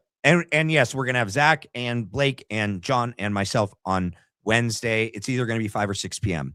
Marcy said, because the blast from the charge was diverted, is it possible Charlie initially survived? Much of this case will rest on the ballistics report identifies the fragments taken from Charlie's body to be. I don't agree with the last part for sure. No, the ballistic report actually, it doesn't say, it said inconclusive in one document. You know what it says in the other? Does not match the rifle. It says Right. that. I have another document. It says did not match to the rifle. So Right. one document says inconclusive. The other document says does not match to the rifle. So we're not, and the ATF and the FBI, if you read the most recent court documents that just came out, the defense is saying they're not giving us anything. We have nothing. We can't test anything. They've given us conclusory statements, their conclusions. That's all it is. We don't have anything. We can't get our own experts. We can't look at the evidence. We got nothing. And they want us to go to preliminary. It's stupid. Right. But to answer the first part of the question, I don't know that the charge was diverted. I think you're mixing up two different theories. Somebody like Val said that the bullet hit the necklace, the cross, and was ricocheted up into the neck. That's ridiculous. That's so ridiculous. Palm pistol. Yeah, or the palm pistol. We don't think that anything was diverted. What John is saying and what Blake is saying is that there was like minute differences to either how the mic was put on the shirt that day or how the cross rested against the chest. And that because whether it's an inch, a centimeter, or a microcentimeter, that one little hair of a difference is what changed how, when it exploded, it went in a different direction. And that's why we saw an accident that day. The neck was unintended. 100%. Yeah. All right. Next one we got. Thank you, gentlemen. Love the crew. Thank you, Julia Pierce. Next one. Thank you. Yin said, okay, if you can add a timestamp to this video with regards to the Big Bang, it will be more helpful. Oh, the last video? Maybe, is that what he's saying? I don't know. Message me, Ying, send me an email, and then I'll talk with Blake. If it's on this video, or do you mean on Blake's? Well, I'll get back to you. Just send me an email. I did that one already. And then Jesus Lives. Yes, he does. Remember when Candace said Tyler didn't say vehicle in the body cam footage? Because he does say it later in the same video. She just used a clip and lied. Oh, that's interesting. I don't know. Okay, so there is a body cam video of Tyler like a year or months before he's involved in a car accident. It's really the only video we have of him where we can get his mannerisms, his body language, how he speaks, how he acts, how he interacts with police, right? Is he respectful? Does he respect authority? Does he not? And I think that's what you're referencing. I don't know. I'd have to go back and watch if he says vehicle. He probably does, because they're talking about a crash and cops say vehicle, or they'll say, what's the other one they'll say? There's another one they'll say. Later in the same video, Like she the said squad car. It's just the text, like the terminologies. Yeah, I agree. Weird. Yeah. It's fake. I'd have to see what you're saying. Candace said Tyler didn't say vehicle, but in the body cam footage, but he does say it later in the same video. Okay, so you're saying, okay, that Candace was dishonest in that one covering of that video, that he doesn't say vehicle, but he does say it later. I'll have to go back and watch that too. I haven't seen that in a long time. We got Mystic giving out super stickers. Thank you. And Mystic giving out Blackline Brief memberships. Thank you, Mystic. Oh, for gifted 5 Blake Bednards memberships for you. Thank you, Mystic. You're awesome. Appreciate you. She is. She's the best. Yeah, she is. Yeah. All right. All right. We're going to end here because Blake's got to help me figure out how to fix portions of this video at the end. And you guys stay tuned. Blake and I will be doing more lives together. And for sure, we're going to have John, Zach Costello, Blake Bednards, and myself on Wednesday, either at 5 or 6 p.m. As soon as I get back from everyone, I'll let you guys know. All right. Thank you guys so much. God bless you guys. Have a good night. Bye. Thanks for having me on. See you.